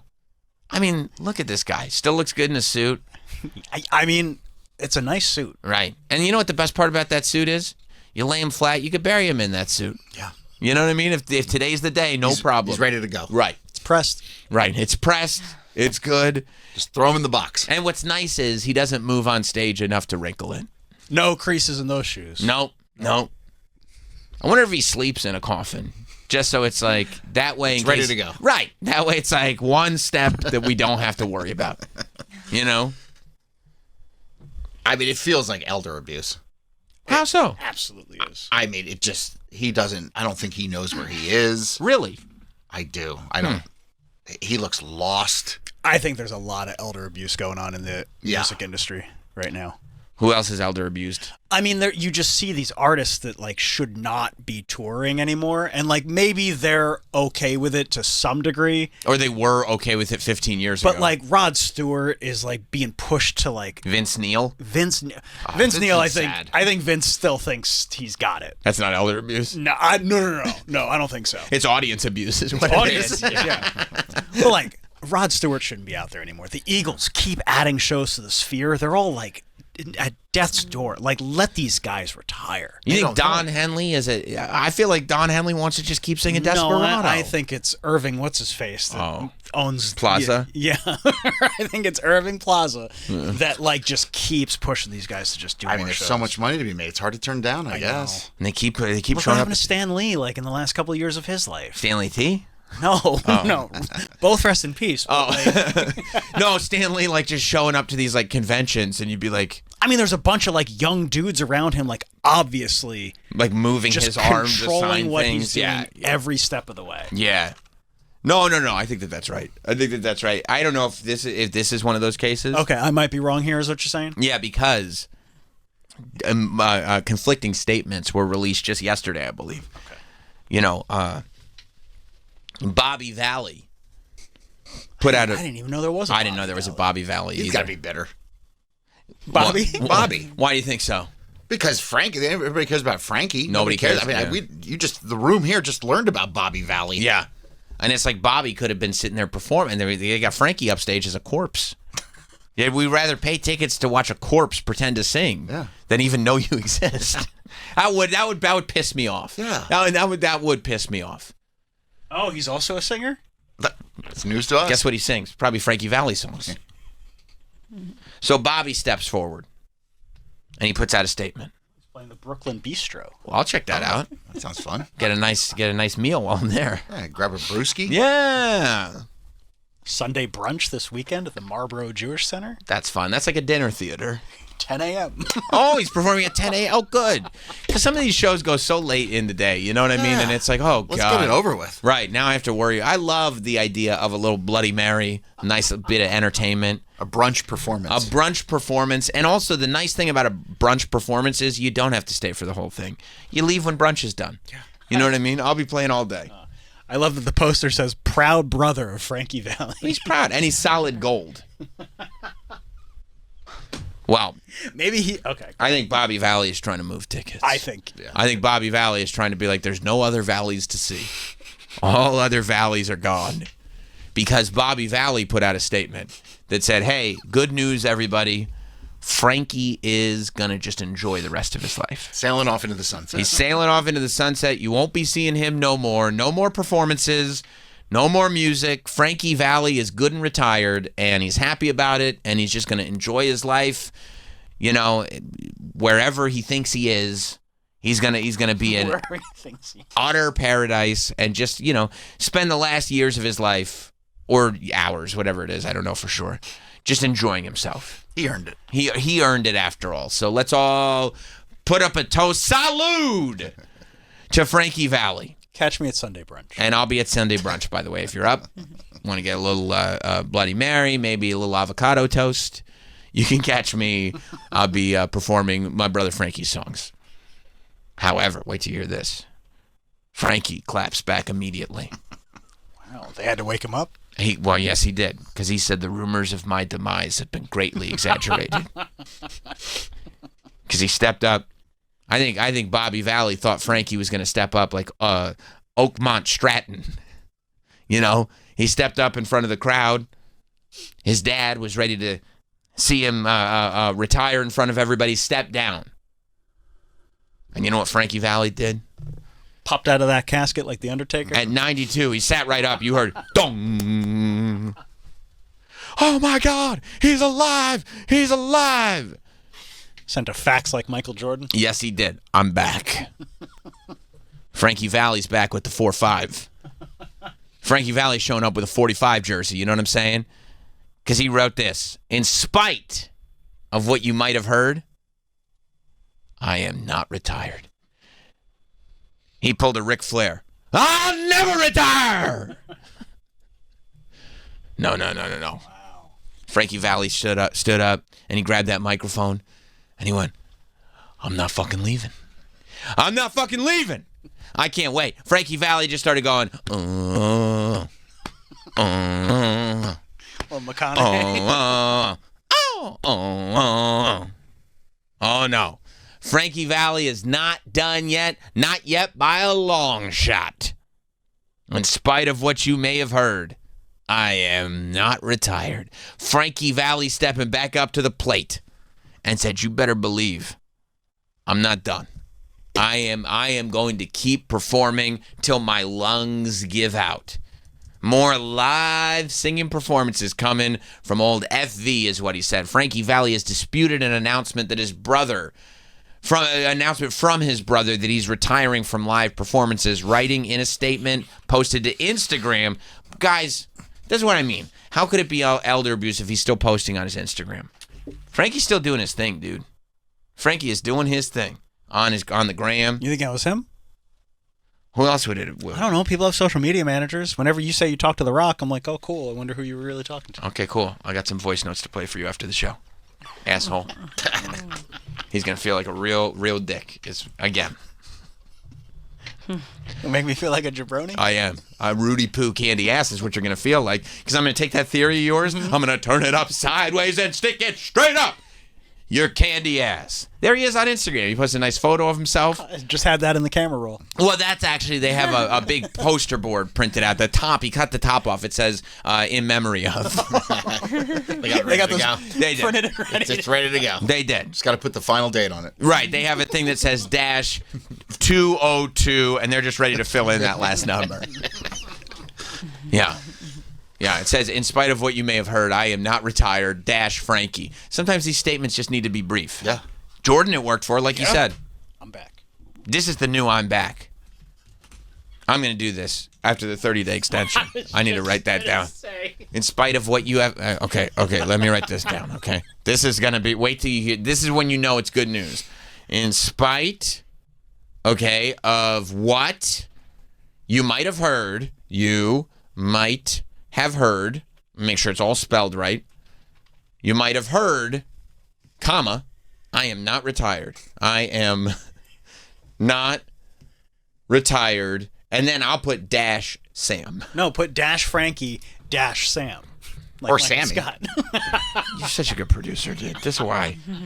I mean, I bust your chops, but everybody knows you're the man right now. Of course you put dash Frankie dash Sam. I've known you for 20 years. That's maybe the greatest suggestion you've ever given me. Appreciate that. Yeah. Yeah. In spite of what you may have heard. Look at that shadowing. And he says, he's sitting, that's why he'll never perform that song My Way. Because he's not ready to say goodbye. The Limp Bizkit song? That's the song he will perform. Nice. My Way or the Highway. Sorry, Bobby.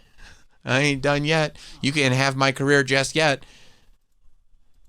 I think you're right. I think Bobby was looking to move some tickets. Okay, when you say elder abuse, what do these people know that we don't know? First comment is, there's no retiring from this thing, Frankie.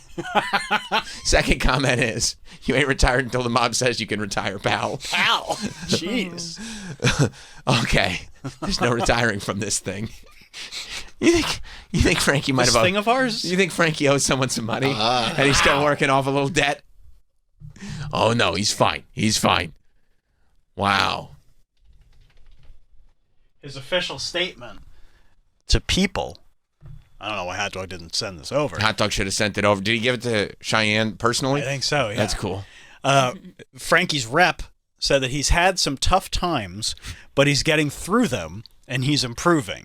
He is looking forward to being back on the road, and he is not retired. Is that Mitch McConnell's statement or Frankie Valli's statement?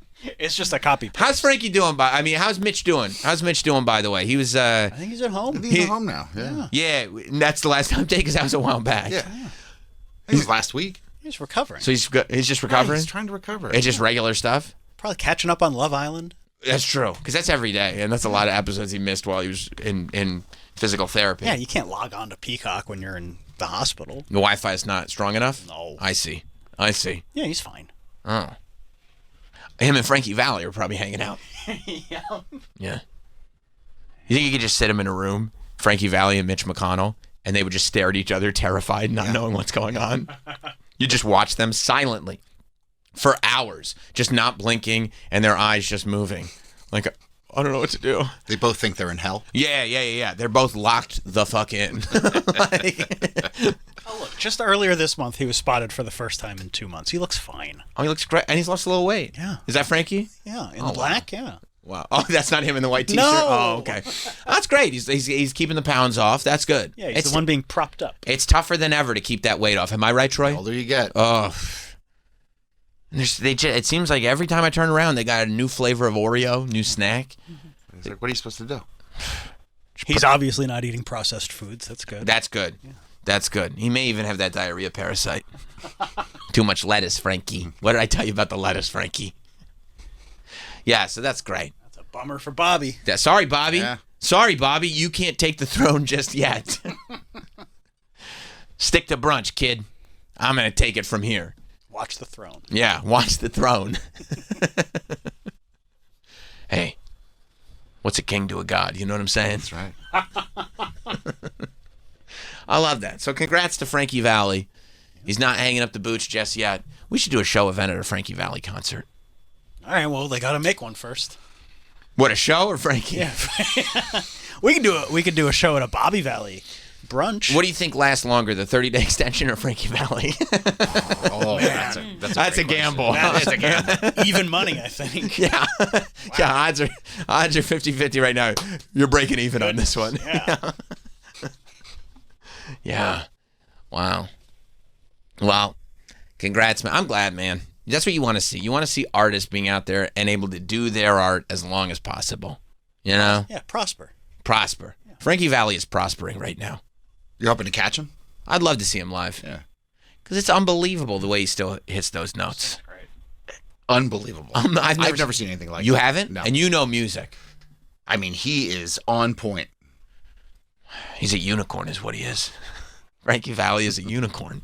He's blessed. Yeah, he is. Yeah, he is. And he'll never retire. It's like Ric Flair. Ric Flair's got one more match left in him, he said. Oh, boy. I'll check it out. You said he had a heart attack during his last match. He didn't realize until after the match. Oh, really? Yeah. The last match, apparently he had a heart attack while the match was happening. And he was like, big deal. You got to finish the match. And then when he got back, they were like, I think you had a heart attack while you were having that match.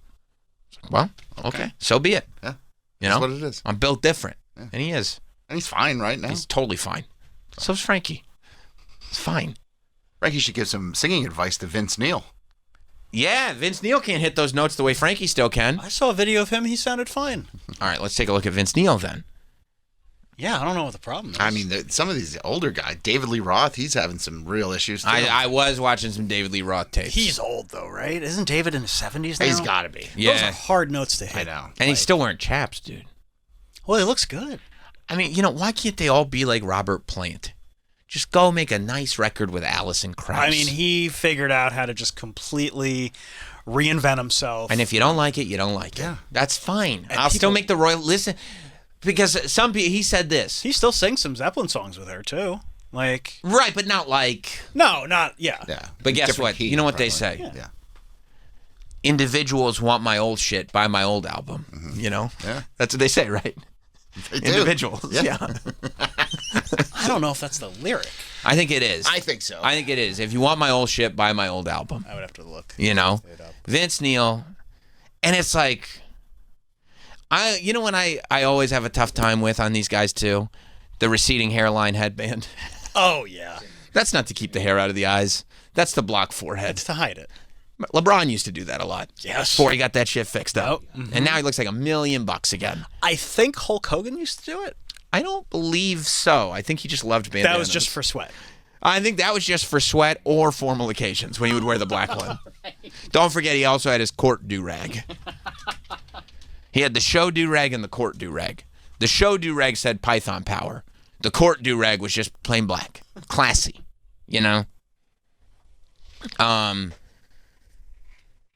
So you're saying Vince Neil is not holding up as well as Frankie Valli? That's what Troy says. You don't think so? I think he may have gone to a backing track because there was. I never want to see an older guy use any kind of track. Like if Frankie Valli can do it, then you can do it. You know what I'm saying?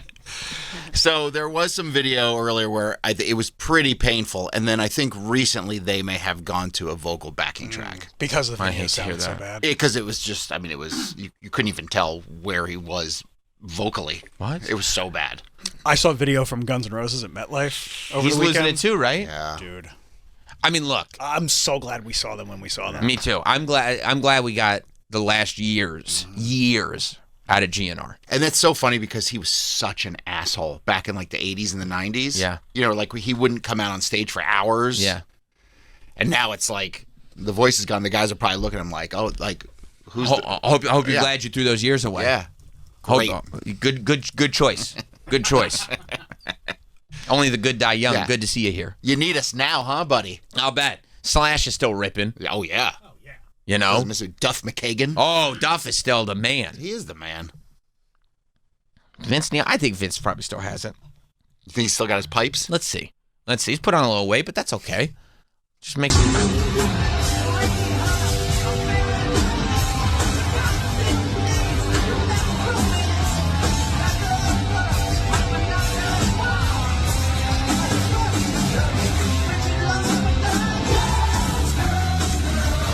That part sounds good.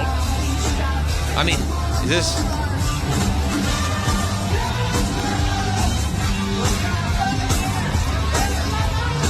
Is he hostage? I tell you what, you can hit pause on this. Bro, I feel way more scared for Vince Neil than I do Frankie Valli. I feel like somebody is putting him up to this. I mean, because not only is he can't sing at all, and he's physically, not quite there, unfortunately, but like he looks like he's having the most miserable time that I've ever seen anybody have. Yeah. And he's just saying the words into the mic. Like it's like, what is the minimum requirement for this? Thank God he's got the teleprompter because he keeps looking at it. Yeah, he's just reading the lyrics off a teleprompter. That's all he's doing. I saw a video. Listen, I saw a video of Limp Bizkit, and he has a teleprompter, and it's so funny to see Limp Bizkit lyrics on a teleprompter. Like, it literally says the Nookie, yeah, the Nookie, yeah. I mean, yeah, because when you see it on the teleprompter, if you're Fred, you got to be sitting there going like, "What the fuck, dude?" I fucking know that. Right? Like, what? And what? How do I wrote this? So you could take the cookie? That looks so dumb. I can't believe. It's so childish. It's so very childish. It's like, how many times am I going to write the word "shut the fuck up"? While I back the fuck. What? What? Why did I say that? Well, this is dumb. I hope you know I'm like a chainsaw. What do you mean I'm like a chainsaw? This is dumb. Yeah, I mean. See if I can find the photo. But by the way, Limp Bizkit's still unbelievable live. Oh yeah, I'm so glad that they're able to have their renaissance, because they're like kind of in the midst of a several year slow build renaissance, where people are like, you know what, I'll go see Limp Bizkit. They're pretty cool. They haven't gotten into politics. Fred still sounds like Fred. Wes Borland is still ripping. DJ Lethal. DJ Lethal is still spinning on the ones and twos like it's nobody's business. John Otto. I forgot about John Otto for a moment. I'll never do that again. Yeah, and they're playing the fucking hits. They sound good still. I told you. Limp Bizkit at Madison Square Garden was awesome. That's so funny. Hey, like a chump. Hey. It's so funny. It's right there on the teleprompter for him. Just in case he forgets. Well, you know, it's not the worst thing in the world. I mean, who knows? In 10, 15 years, that could get sad. It could. Yeah, you forget. It has the potential. Yeah, just because you can keep it running for 30 years, that once you hit 40 years is where it's like, ooh. Yeah. All right, guys, time to pack it in. Let's go to D in Manhattan. What's up, D? Hey, good morning, guys. My mom and I saw Frankie Valli at the Coney Island Amphitheater in August about 6 years ago. It God was like bless. 100 degrees. Oh. We thought he was going to drop dead on stage. 6 years ago, you thought he was going to drop dead? 6 years ago. Can you believe here we are 6 years later, and we're getting the statement, I'm not, regardless of what you may, I'm sorry, in spite of what you might have heard, I am not retired. I love that. Thank you, D. 6 years ago, she thought he was going to drop dead. What a legend. Got rules. Still rocking and rolling. Still rocking and rolling. Yeah, I'm glad, too. And he looks good in a suit. Eric in Colorado. Hey, Sammy. So I just saw this over the weekend. There's a YouTube clip. It's a Sammy Hagar interview. It's part of Access TV on YouTube. Nice. He did an interview with Vince Neil, and this looks fairly recent, and Vince says crew is done. Well, didn't they sign a contract that they were legally retiring when they did their last tour or something? Been saying that for and the then they past blew up 15, the contract. 20 They blew it up? Oh, no. They've been saying that. I mean, these they bands were going to retire in the early 2000s. How many last tours did The Who have? Kiss. Kiss. Do you think their last show was their last show? Kiss? Yeah. Yes, I do. I think so. I think people they're just fatigued. Yeah. Yeah. It's it's too much, guys. Like we gave it to you. We gave you all of our money. Right, We yeah. bought all your stupid shit. You have it all. We got the coffin for when we croak. Right. We're done. We're holding beer in the coffin right now. I got ice in it right now to keep the beer cold. We got the Kiss condoms. We got it, dude. We got it all. Every last bit of it. And Gene is just such a schmuck. You think so? Yeah. You're not a Gene guy? No, I like Paul. You do? Yeah, I like when he's on Dice's Instagram. Paul Stanley. Yeah, it's really funny. Do you want to hear Guns N' Roses from this weekend? I don't know. I guess so. Oh, I know this song.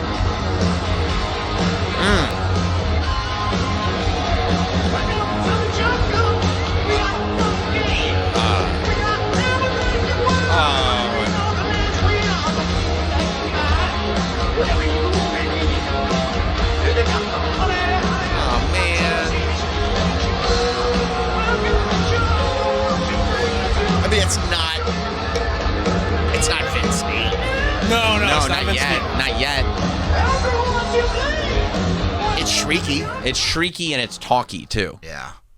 But you can't. I mean, I guess when you're there and it's all the band's on stage and it's loud, it's still Guns N' Roses. You're seeing them. Yeah, there they are. And there was a moment where that was far from guaranteed. It felt like we weren't gonna. That wasn't gonna happen again. There are still people. 10 years ago, like that was out of the question. I know. I'm with you though. You were there at the Apollo show? Yeah. I was at the Apollo. I saw them the first time they did MetLife, and they sounded incredible. They were unbelievable at that Apollo show. Yeah.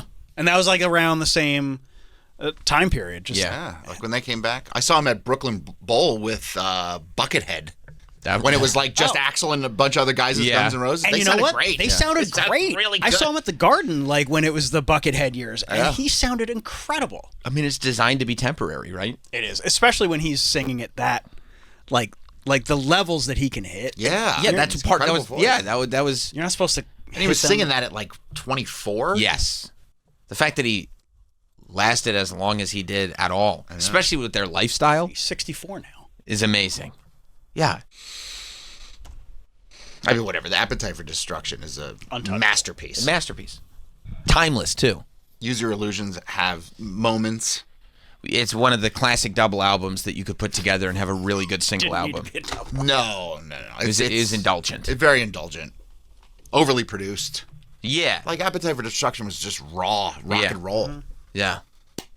No, I have nothing negative to say about Guns N' Roses. And if they want to, have a last chapter where they kind of sound like shit, but like I'm not mad at it. They've earned it. They've earned that lap. I mean, have we gotten any clarification on Jove? How's Jove doing? No word on rescheduling that show that he. Yeah, because like I was told hearing everyone that to like keep their tickets for a couple of weeks ago, because these Bon Jovi fans are like psychotic in a good way, and they check the set list and everything, and there was like this period of time where Bon Jovi was doing like he was ending like people would notice like the show ended like 2 songs early, then it ended like 3 songs early, and then there was that one show where just like and also he wasn't quite sounding where people thought he should be sounding, and then all of a sudden that final show he was like, hey, I'm dealing with throat stuff, I got to get out of here, and everybody keep your ticket stubs, but the show's over. Everyone's like, I don't have a ticket. Tickets? Well, save on the app? I don't know. It's in my Apple wallet. They scanned it on the way in. But yeah, ever since then, I mean, look, he's another one where it's like, for so long, he toured and he still sounded like Bon Jovi, and people were like, this is the It's My Life I remember. It's now or never. I'm not going to live forever. I guess he did some stuff before that, too. It's another one. He's in his mid-60s. And like, yeah, Father Time, nobody beats Father Time. No, especially when you got those high voices. Yeah. But people have such a tough time, like, just pulling a Robert Plant and going like, I don't sound exactly like I want to sound, so I'm not going to do it. Yep. I think Jove might be at the point in his career where it's like, it's time to go, like, let's stop. You did it. You did it. And he's doing well for himself. You got a rest stop. You got a rest stop. You're selling all kinds of New York merchandise at your rest stop. Other tchotchkes. Sell tchotchkes for a living. You don't have to sing. Mike, did you have a comment on maybe that? that's it. Maybe he's just fucking losing it. He doesn't know the difference between a Y and a J. Because the New York merchandise available is clearly deep into New Jersey rest stop. Yeah, maybe Central New Jersey. I mean, yeah, and it's deep central. It's not like on the outskirts of Central. It's it's an hour and change away from the bridge. It's on the border of Old Bridge and Sayreville. Those people can't even locate New York City on a map. And nor would they want to, quite frankly. Exactly. Yeah, I mean, you don't have to just keep... You just got people around you that are like, the fans want it. They want one more lap. Yeah, and it's weird. Are they getting a cut of the tickets? Yeah. Do they stand to benefit from this? Of course they do. And are they going to be the ones embarrassed on that stage? Nope. That's you, buddy. That's you. People love those songs. They're classics. There's, the kids that grew up with you, now they have kids and they want to see you. You got to get out there, John. And you don't have to sound exactly the same. Yeah. You don't have to sound, nobody expects that. they just want to see it. You know what I mean? You're a silver fox now. Right. They call you a Zaddy. Have you heard about that? Yeah, Zaddy. They want you out there, John. Yeah. What's this? Is this him saying that? And I mean, look, it is night 8 at Madison Square Garden. You don't need to, just because you can keep selling tickets, you don't have to. I mean, unless it really is like the final lap and you're just like, let's just balls to the cash walls. in, cash in, and then be done. Let me pay off all my homes. Right. I mean, Billy Joel could still sing when he was like. He still sounds great. Yeah, That's incredible. It's unbelievable. He's another one though that knows his range. Yep. Yes. There's songs he doesn't sing anymore. Yes, and or if he does, he will bring it down an octave or two. Yeah. And that's okay. And it's still, I mean, if you bring it down an octave or two and just go, this is where my range is at right now, that's fine, kind of.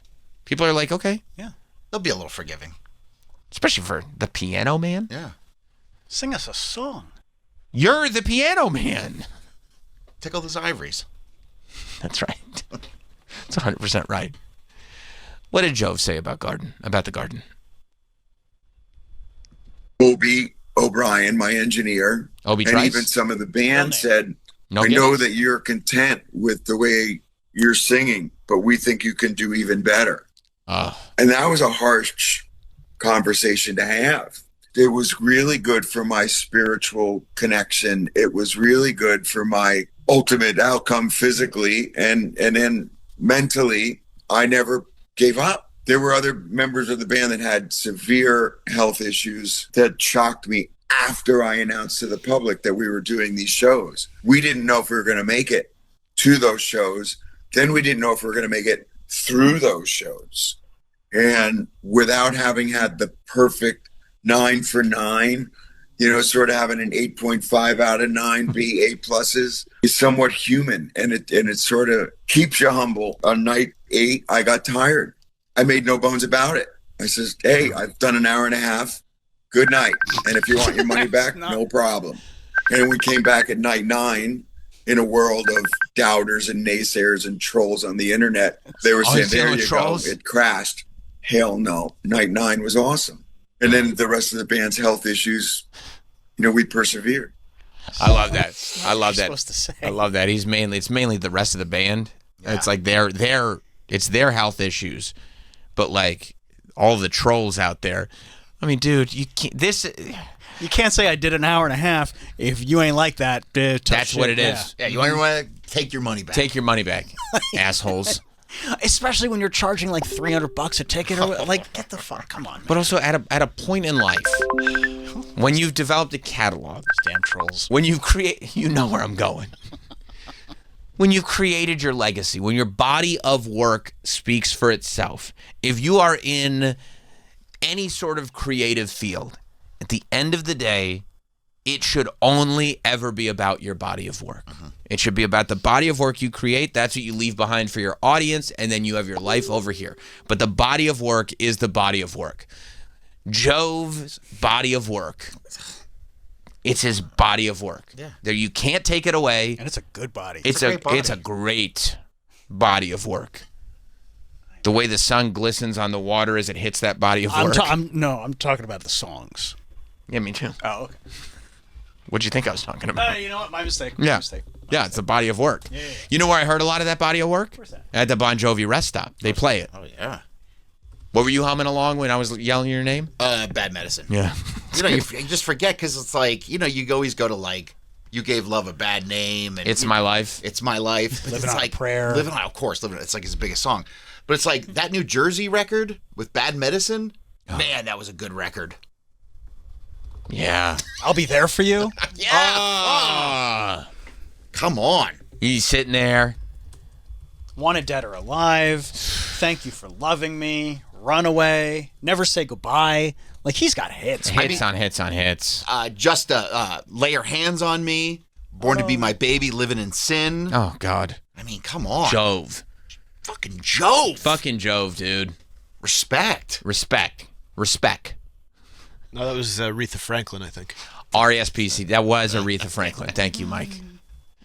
But I mean, like, at a point, and he had hits in the 80s, 90s, and 2000. Yeah. There's not a lot of people that can say that. And they were legitimate Massive songs. Who Says You Can't Go Home in 05? I don't know if I know that one. Yeah, It's all right. It's little- all right. Says you Can't go back. What? And all around the world, and as a matter of fact. Troy, what were you and I doing? Listen to awesome music. You know what? You're right. Listening to cool punk bands like Dishwalla. Oh, that's cool too. No, I don't. It's all right. It's all right. Yeah, I mean that was huge. I only know that actually because from like variety show in elementary school, but Sure. it was still big enough to Put it in the variety show. Yeah, exactly. They said, how are we going to exemplify 05? Yes. You know? It's that song. And boom. It's My Life was 2000. Yeah. Have a Nice Day. Oh, right. 05. I mean, he's got hits on top of hits. 2005, I was listening to Since You've Been Gone by Kelly Clarkson. That was a good song too, but a lot of people listened to more than one song that year. Okay, that's all I listened. And Gold Digger. Well, yeah, because that's what you were saying, right? That she was a gold digger? Or you weren't saying that? No, that's what I was saying. I'm not saying she's a gold digger. Well, I just noticed she wasn't messing with any broke individuals. Any broke? Any brokes. Yeah. You know, I knew somebody that was paying child support for one of his kids. Mm-hmm. But then it's like you look at it, and his baby mom's car crib was bigger than his. The garage was bigger than his whole house. Wow. Terrible. That individual? It was in one of these individuals, man. That's terrible. But that's all to say that when you have that body of work, the idea that you would even spend one iota of time thinking, let alone vocalizing what the quote-unquote trolls are saying is like you fucked up your whole life. How can you be at this point in your life and even have any awareness of what a troll says? If you had half of Bon Jovi's hits, would you ever think about what it says in the comments? No, but I bet he's probably very self-conscious about his voice. Why? Because look at the body of work. He's an elder statesman. Well, guess what? The voice doesn't last. It's not supposed to. You don't want to hear that, though. That's like an athlete going like, I still got it. No, you don't. But that's a hard thing to admit. I know. So, I know, but guess what? And like to get up on that stage and get out on tour, like you need a certain amount of ego to do it. And it's probably tougher for a singer. At least athletes, like, they'll know. Like, you'll feel it. You know exactly when it's going. Like, there's no denying it. Right. You're just not performing anymore. Singers, I think, can kid themselves for longer. Yes. And they look at something like Frankie Valli, who after all these years still has it. And they're like, if that guy can still do it, so can I. Exactly right. Well, the athlete also loses. Yeah, exactly. There's numbers on the board. Nobody will sign you, and that's it. Right. It's I'm not good. Like, Aaron Rodgers shows up and it's like another terrible season. What do you think's going on here, bud? I guess you don't feel like you're losing if you can sell out Madison Square Garden 9 times in a row. Right, you're still selling tickets. You're like, you're a winner. People want this. And I sound, I guess pretty good. It must be a little hard on myself. Yeah. Because I think I sound like shit, but I'm probably too self-critical. And everybody's like, you're not. I got to stop listening to the trolls. I got to say, it's the trolls. The trolls have infected my algorithm. What do you have an algorithm for? You're John Bon Jovi. Yeah. Get off that shit. You know? You know what I would do if I was John Bon Jovi? I'd have a giant house. You know where I'd have a giant house? New Jersey. On the fucking Jersey Shore. Yep.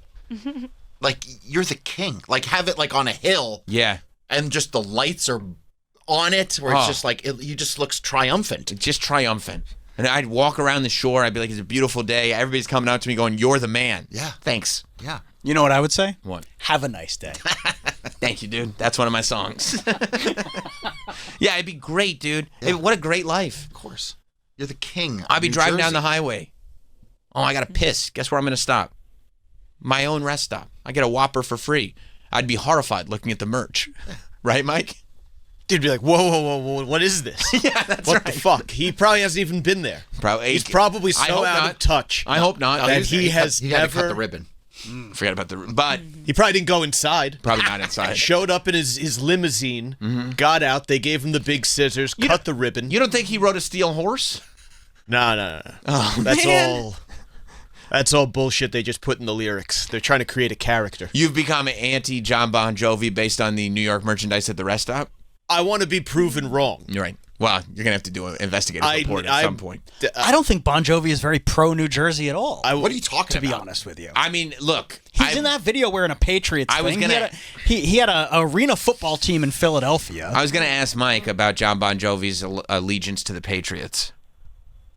I mean, I'm a Cowboys fan, so I can't really criticize. Yeah, but you're not a national representative of your state. You're just, Well, I mean, I understand, but that may be a little bit of hubris on your part.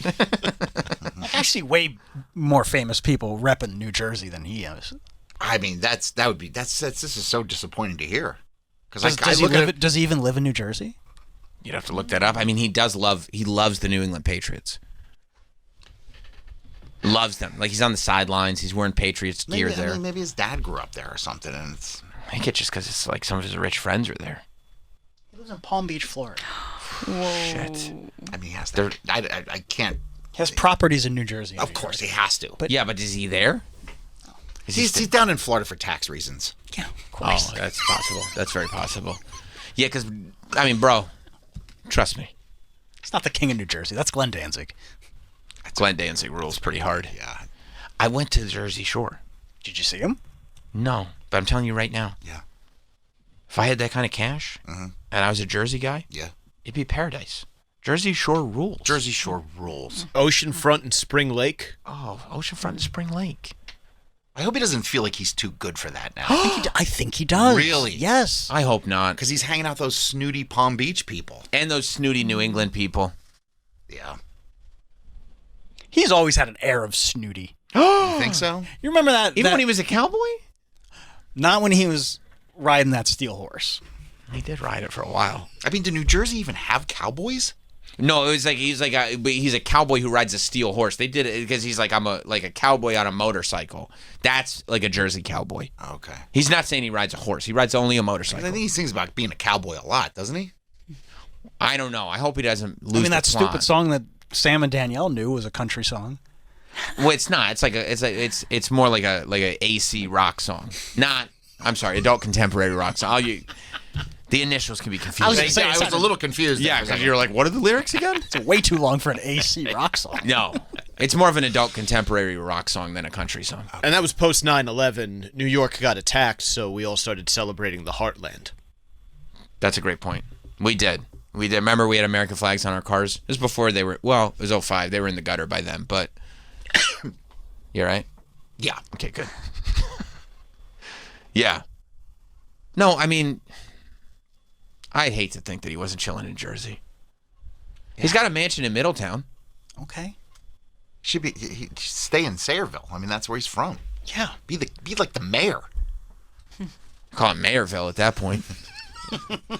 I mean, that would be how funny would that be? He's got a $43 million oceanfront mansion in Palm Beach, Florida. $43 million. Live at Hunka Bunka for God's sake. I think you could buy most of Palm Beach for $43 million. It's expensive real estate. It is? Oh, yeah. Yeah, but you save it all on taxes, don't you? It definitely helps. Yeah. Yeah. Who's out there? Nice. Say hi? Nice. Say hi? No, we got to take a break. We do have to take a break. We got to take a break. We got a lot to discuss. Stay right there. We'll be back in a moment. Wait a minute. We'll be right back with more Sam Roberts Show. Wait a minute. Get your daily dose of pure, unfiltered hilarity on Comedy Central Radio, Sirius XM 95. You know what my girl do when she get mad? She start talking in the third person. Because that's her way of telling me that from this point on, she's not responsible for none of her actions. Featuring Comedy Central's legendary stand-up vault, exclusive content, and non-stop laughs from comedy's biggest stars all day long. I was living in New York when my daughter was to be born. She was not born here, though. We flew home. She was born in Tennessee. I didn't want her to be born in New York. You know, I don't need her growing up thinking she's better than me. Comedy Central Radio, Sirius XM 95. Summer, long, lazy days, and songs that create lifelong memories. The Billboard Top 500 Summer Hits Countdown starts this weekend for a limited time, including summer sizzlers from Bad Bunny, The Beatles, Mariah Carey, Morgan Wallen. According to Billboard's Hot 100 chart, the Billboard Top 500 Summer Hits Countdown on now, Channel 300, and the Sirius XM app. Everything you got, light it up, cowboy. Go, go, go, go, go. All season long, IndyCar is on Fox. The green is out and racing is on. Alex Palou. Sensational. Pato O'Ward. Joseph Newgarden. Are you kidding me? And Indy's top drivers put it all on the line. Every race, all season long. He's going for it. Oh! Fox is the home for IndyCar. Welcome to the fastest racing on Earth. Hi, I'm Chuck McDowell, and I'm here to help you cancel those outrageous cell phone bills with Red Pocket Mobile. Ever sign up for one of those too-good-to-be-true phone deals? 1 minute you're feeling great, then suddenly you're paying over $1,000 a year for cell service. Crazy, right? You know who else thinks that's crazy? Red Pocket Mobile. School's back, and right now, during the Red Pocket Back to School Savings Event, get your student a full year of premium 5G service for only $80 a year. Need even more high-speed 5G data? Switch and get 3 months free on our annual Plus plan for just $15 a month with no contracts. And here's the kicker. Red Pocket Mobile gives you access to all 3 5G networks. You pick the one that works best where you live or work, or switch anytime for better coverage. You keep your phone and your number. Red Pocket Mobile, your new ultimate self-carrier. Switch now and get up to 3 months free and your choice of 3 5G networks with no contracts at redpocket.com. That's redpocket.com.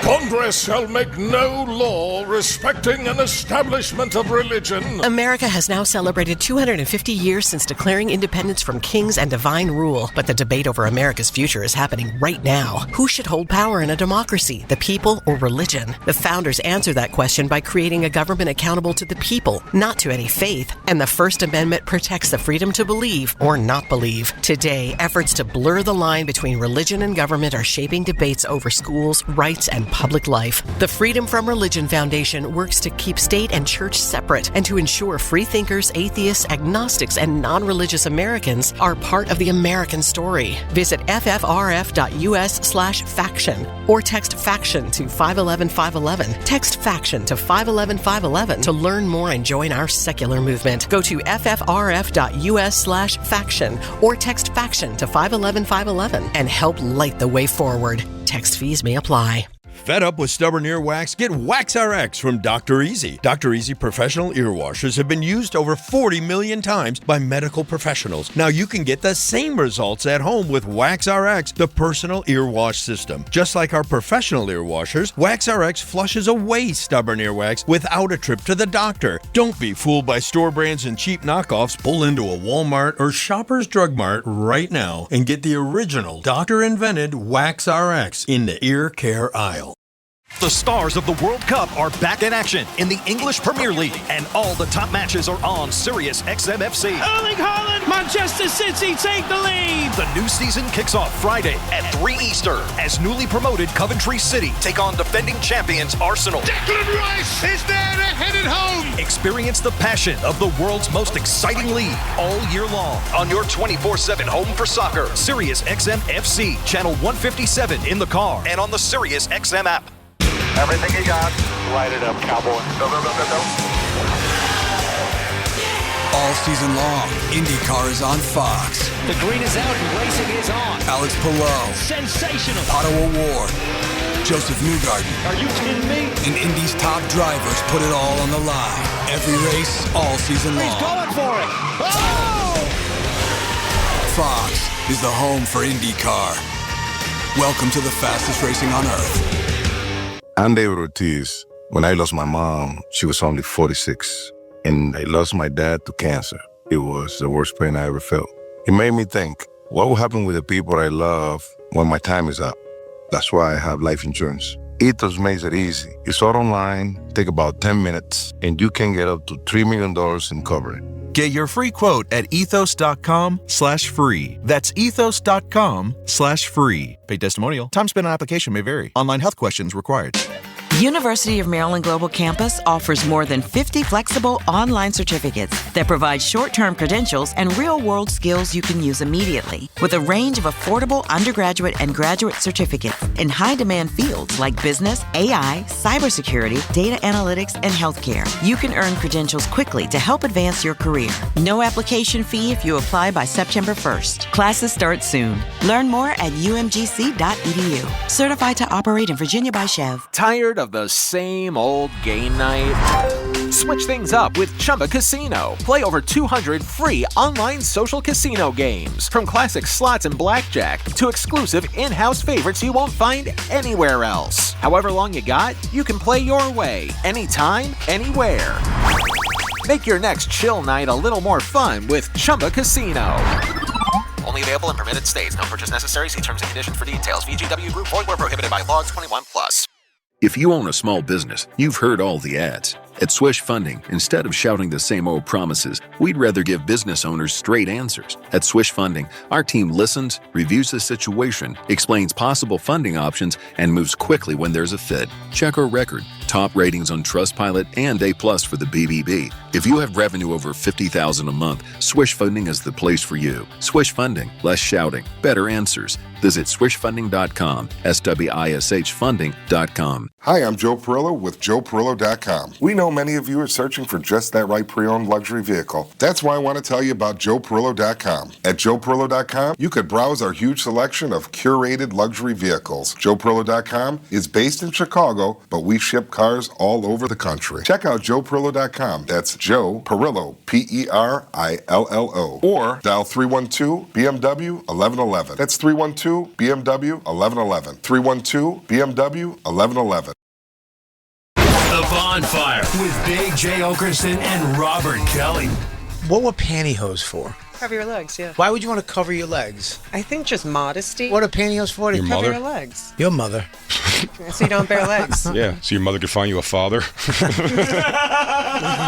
So and then my father could rob a bank. Your father could successfully rob a bank with one friend. The Bonfire, weeknights at 5 p.m. Eastern on Faction Talk or anytime on the SiriusXM app. Every NFL game is on SiriusXM. Looking for the end zone, and he's in for a 40-yard touchdown rip. Football is back as the preseason continues. It's exciting just to be back and hear the roar of the crowd. Don't miss a snap, including your team's pre- and post-game shows on the SiriusXM app. And SiriusXM NFL Radio's training camp tour gets you ready for the season with previews of all 32 teams. We're on a quest to find out what we do really, really well. Just search for your favorite team on the SiriusXM app. Ryan Reynolds here from Mint Mobile. With the price of just about everything going up, we thought we'd bring our prices down. So to help us, we brought in a reverse auctioneer, which is apparently a thing. Mint Mobile Premium Wireless. How did you get 30, 30, bid you get 30, bid you get 20, 20, 20, bid you get 20, 20, bid you get 15, 15, 15, 15, just $15 a month? Sold! Visit mintmobile.com/radio. Upfront payment of $45 for 3 months, $90 for 6 months, or $180 for 12-month plan required. $15 per month equivalent. Taxes and fees extra. Initial plan term only. Greater than 50 gigabytes may slow when network is busy. See terms. Just hearing the word IRS can make people break out in a cold sweat. No one wants to deal with the IRS, and now you don't have to. The good news is Legal Tax Defense has been successfully negotiating with the IRS for more than 15 years. It doesn't matter how much you owe, whether it's $5,000 or $5 million. You deserve the best in the business on your side, and that is Legal Tax Defense. Even if you're working with someone else and just want a second opinion, there is no cost or obligation to call. They can prevent levies, liens, wage garnishments, even file back tax returns. And the best news about Legal Tax Defense is they won't take your case unless they know they will reduce or eliminate your tax debt. Call Legal Tax Defense right now for a free no-risk consultation. 800-278-1120. 800-278-1120. You have nothing to lose but everything to gain. 800-278-1120. Donate your car and help support Tunnel the Towers. The process is quick and simple, and the proceeds from your generous car donation will go to support the good work that T2T is doing throughout our community. Any car is accepted, running or not, and we will pick it up for free. So if you have an extra car and you want to help T2T to help our first responders and our dedicated veterans, simply call T2T at 844-BRAVEUS. Avoid the hassle of trying to sell that old car. Instead, donate it and help Tunnel the Towers. That number again to donate your car and support Tunnel the Towers is 844-BRAVEUS. That's 844-BRAVEUS. Or simply donate your car online at todaysveterans.org. Your car donation really does make a difference. So call Tunnel the Towers today at 844-BRAVEUS. Did you know your life insurance is an asset you can sell? I'm Jay Jackson, CEO of Abacus Life. For almost 20 years, Abacus has been purchasing life insurance policies from seniors just like you. And at abacuspays.com, we've created a free policy value calculator so you can find out the worth of your policy in just seconds. There are no fees and no obligations. Get real value from your life insurance when you need it with Abacus. Learn more at abacuspays.com.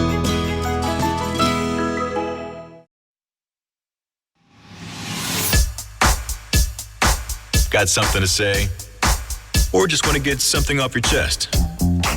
Give us a call. The phone lines are open. 866-969-1969. And we're back.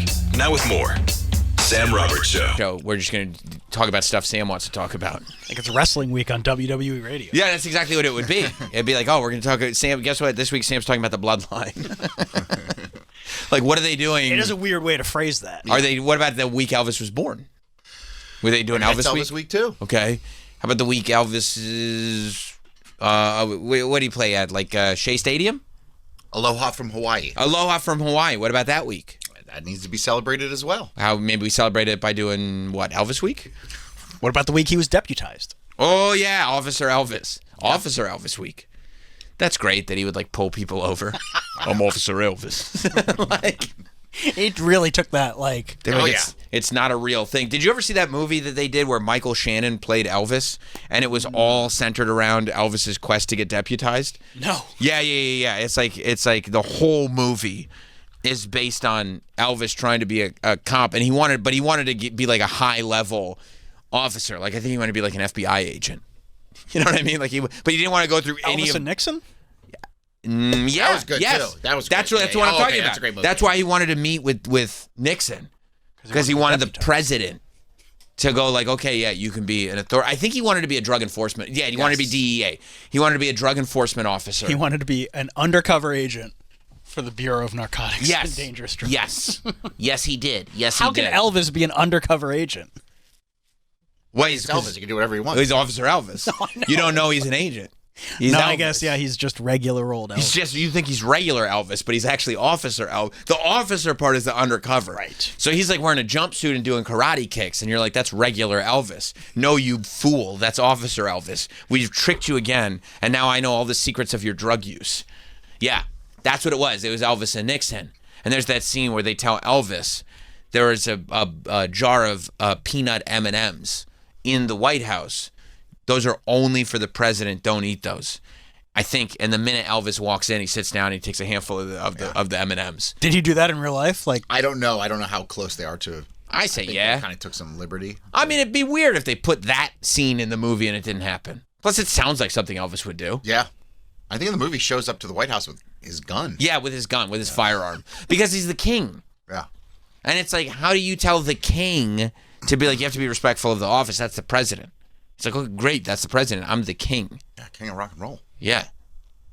Like, that usurps president, king.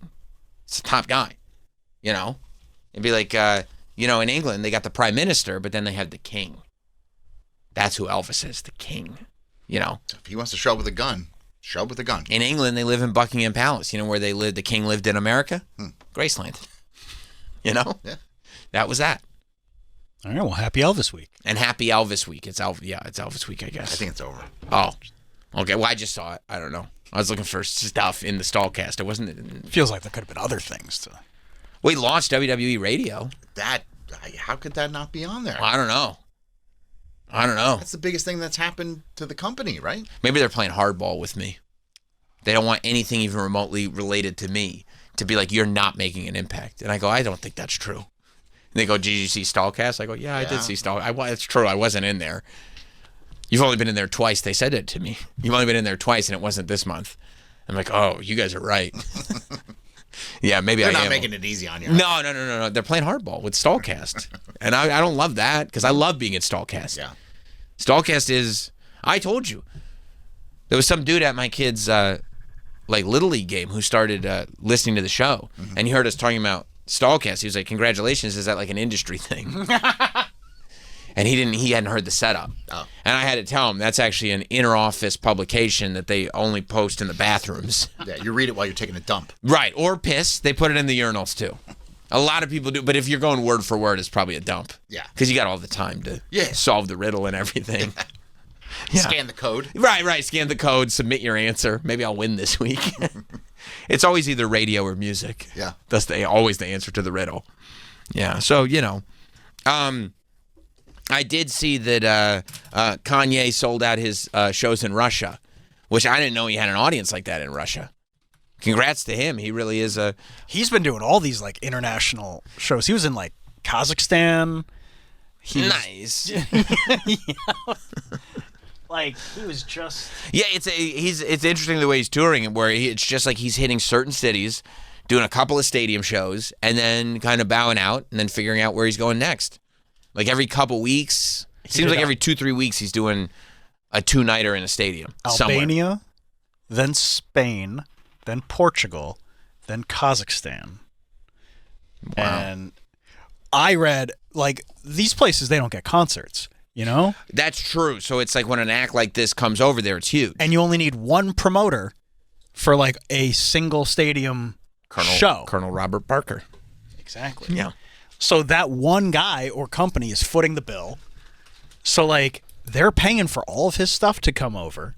Right. You know? And it may be a paid show. Yeah. You know what I mean? It may be one of those shows that, like, the country or the city or whatever, like the Board of Tourism is paying to get him over there. Because artists do not go to the places that he's going to. Right. So they make a sweetheart deal. So smart. To be like, I'm not even worried about ticket sales. Yeah. And they're sold out anyway. They're selling out anyway. So maybe it's even, he gets a deal, so he's making his money regardless, and then bonus when he sells out or whatever it is. Yeah. But yeah, he sold out 2 nights in Russia. Wow. I mean, look, I guess music is music, right? It translates across the state lines. And that's the great thing about American culture. That used to be the thing, like Levi's jeans in countries like Russia used to go for huge money. Any place that didn't import stuff from America, whatever you could import in that was kind of like American-like, would go for big, big money. So the stuff that we would just take for granted would go huge over there, and why wouldn't it be the same for musicians? Like your Calvins. That's right, because they got Back to the Future. Yeah. So they're like, I want the underpants Marty McFly had. I want to get the joke. I don't understand why his mom keeps calling him Calvin Klein because she's looking at his underpants. And then they got the joke, and they were like, this movie's gross. This movie's disgusting. Speaking of collectibles and things increasing in value and everything, I saw that, remember last week, we were talking about the fact that this Cooper Flag card was found, that it was found in Roadie Breaks. Like these Rhode Island guys, they were selling spots, $500 a spot, whatever it was, and they uncovered the Cooper Flag rookie patch signed card. There have been offers of millions for this card already. There are bounties out there for it. Golden is offering a $1.5 million downside plus whatever he makes in the auction. There are other collectors that have offered $2 million, $3 million. And look, man, I don't know. I feel like when you're talking about those kinds of figures, like if you're going to make 7 figures on a card, like even if that thing goes up astronomically to like 12 or 15 million, you're never going to regret being like, I paid $500. I got $3-4 million. I would get rid of it quick, and I would try to tell as few people as possible. You wouldn't go on CNN? This gentleman has decided not to get rid of it and to go on CNN to explain why he's keeping it. I don't think I would go on national television to go, I am currently in possession of a multi-million-dollar trading card. I wouldn't even tell you. You wouldn't tell me? Come on, maybe man. if you asked, maybe. I'll tell you, if you told I would me, tell Troy. If you told me, if I found out, yeah, I would rob your fucking house. Okay, you just. Yes, I would. Yes, I would. I would hold your family up for ransom if you What if told I me. only had it in like a safety deposit bag? Well, then guess what? If you ever want to see your wife and daughter again, give me the card. That's what would happen. That's how it would go down. I would ransom your family if I found out. I regret telling you. Well, guess what? It's over. And if Troy told me, I'd do the same thing.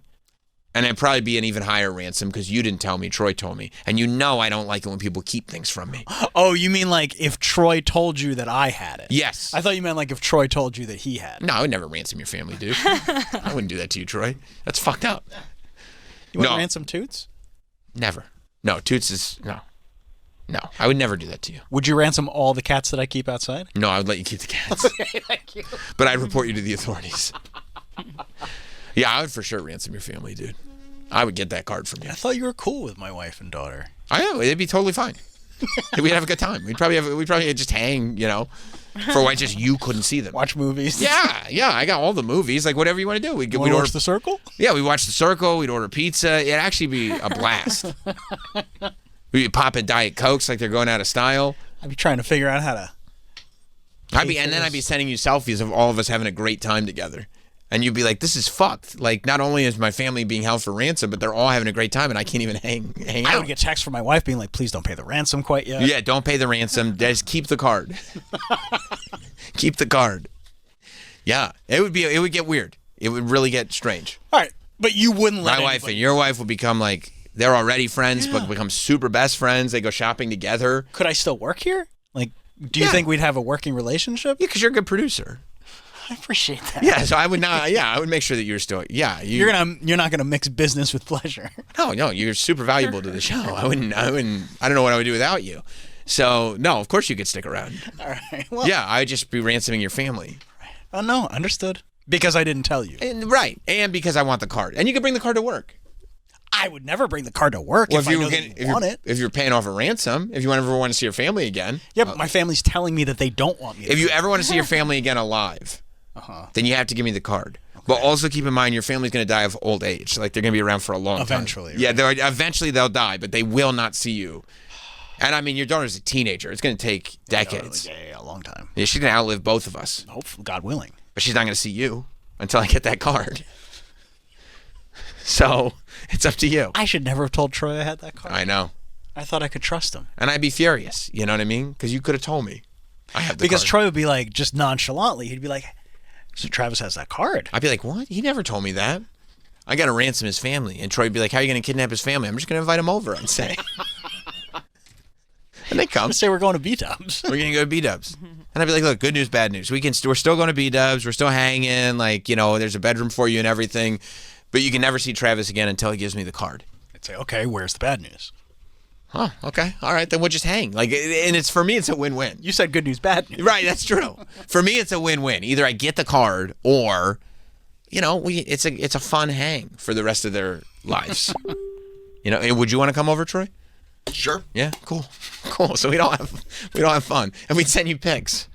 I mean, if you're sending pics. And would say, the caption would say, wish you were here, not. It'd be tough. It'd be a tough pill to swallow, dude. It'd be a tough pill to swallow. And then we come back on a Monday talking about the fun hang and everything every weekend. Oh, we did this, we did that. And you'd be like, why wouldn't you invite me? And I would feel so left out. And I go, well, I want the Cooper flag card. I'd be like, I haven't even gotten the redemption back yet. Well, okay, then guess what? Yeah, that's true. I already sent the redemption in. Oh. So I don't have the redemption to give you. But I haven't gotten the card back because can I at least see my family in the meantime? No. No. That's how ransoms work. So that's to say. And it's all to say, I should have told this guy that that's what I would do. Because he is just... wild that he is out there. He's like, I would love to grant you an interview on basic cable. So CNN interviewed him. And this is what he had to say about his card. Talk of the sports memorabilia world over the last couple of weeks. Pause for a second. Ran right over that word. I mean, how do you blow it? There's 2 assignments on CNN that you're ever going to have that is actually going to make television. You know that this is like it says CNN Sports. I'm assuming that's web-based.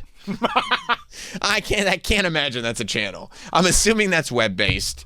He makes videos that are only seen in a built-in player on a website. He's got one shot, one opportunity. Would you capture it or just let it slip? And he let it slip. Come on, my dog.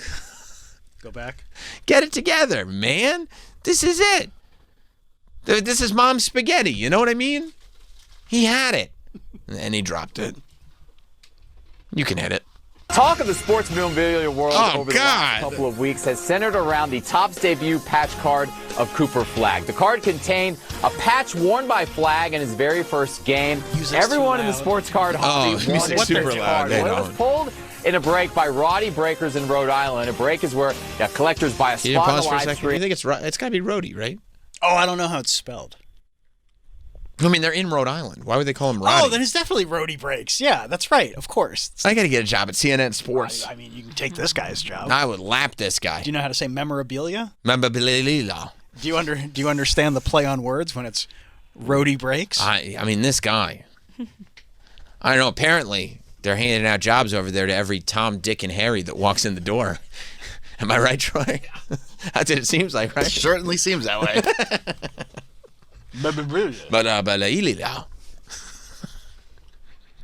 All right, go back to it. And then they get the cards from the packs that are open for the specific team that they were assigned. The lucky collector who had the Mavs in that break, it's the worst description I've ever heard. From South Carolina. I got the chance to talk to him and I asked him, what was that moment like when he saw that he was the new owner of the multi-million-dollar Flagg card? When it happened, I mean, I went to the floor like a baby in the fetal position. I mean, it was just emotional because I knew what had happened.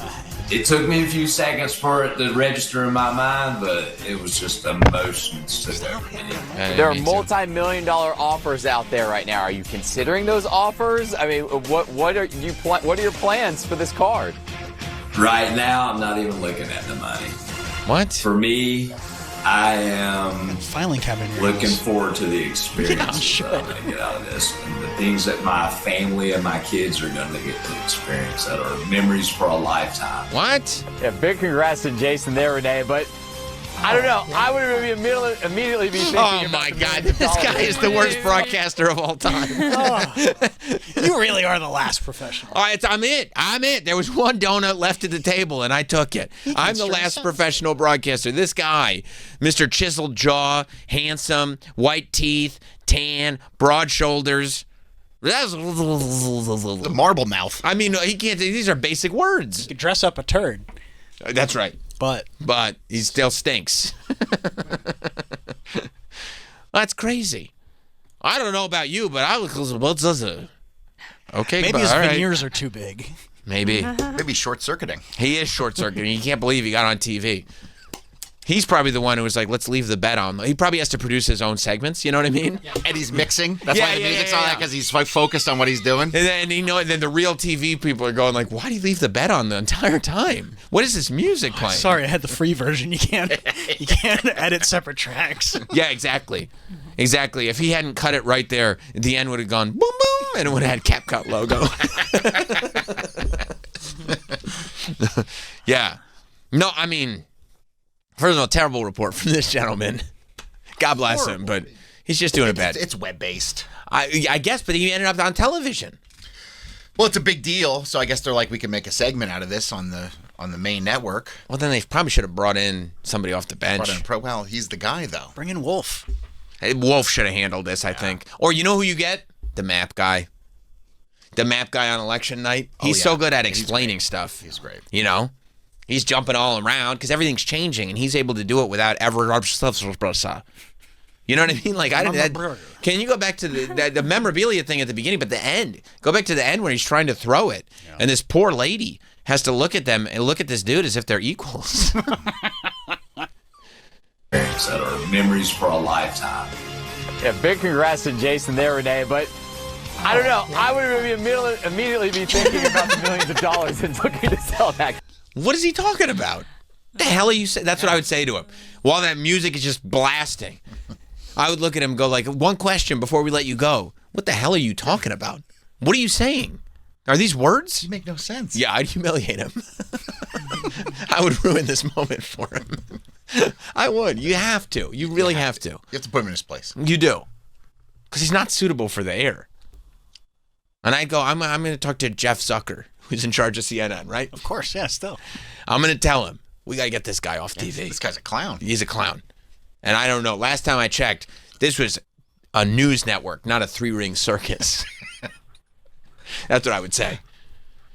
But yeah, that guy, then the guy with the, I mean, this is just a, I mean, this is Larry interviewing Mo. You know what I mean?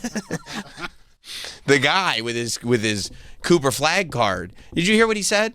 Probably not, because the bed was so loud. The voice was completely drowned out. Right. But he said... Sounds a little like Matthew McConaughey. He's not... Well, look. That's what I was thinking. Really? Yeah. Yes. All right. I know who can play him in the movie of his demise. I got a card. Yeah, I mean, like, he's saying that he's not even looking at the money.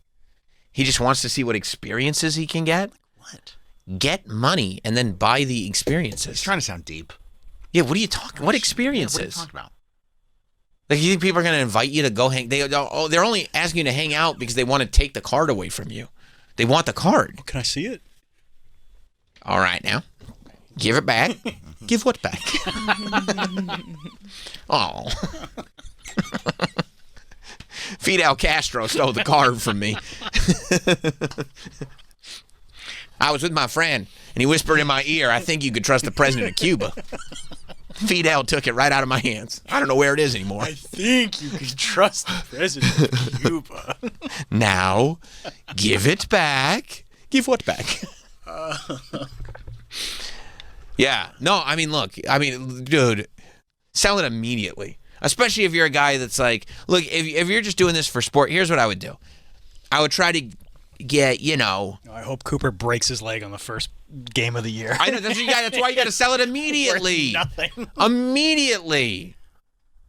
Right? I'd probably take up Golden is what I would do. That's probably where I'm going to get the most money. I'd say, let's sell this motherfucker today, Golden. And he'd go, yeah, no problem. Put up a billboard in Times Square, make it a whole thing. Logan Paul will be there to rip it. Okay, good. Let Logan have the time of his life. Give me my 1.5, and then whatever cut I get past 1.5. And then take that 1.5 and, like, I give myself, you know, whatever, $150,000 to just keep buying into these breaks. Because, you know he loves buying into the breaks. That's just fun money. And the rest of it, like, buy the experience, whatever experience you want to have. I don't know what you're thinking about. Buy tickets to a game, buy plane tickets, go on vacation, whatever you want to do. Sell this card now. Sell this card yesterday. Yesterday. It should already be on sale. While it's on its way to you, the listing should already be up. Yeah. Have that draft ready.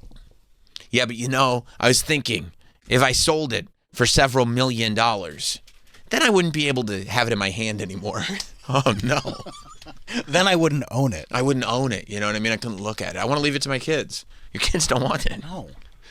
No, I got this. My dad left me this card that used to be worth millions of dollars. No, he got injured in his second year. He got injured in his second year. Plus, they do patch card of him every single year, so. Market's completely saturated. It's saturated with patch cards. I mean, there's so many patches. Yeah, no, get rid of it immediately. Yesterday. Now. Totally agree. Yeah. You know, it is a special day. Check that calendar. Just like it's Elvis week on some channels, here, it's the second day of the work week, and that can only mean one thing. It's Toots Day. He's silly and he's furry. His name is Mr. Toots. He's always happy and purry. That rascal, Mr. Toots. Yes, of course.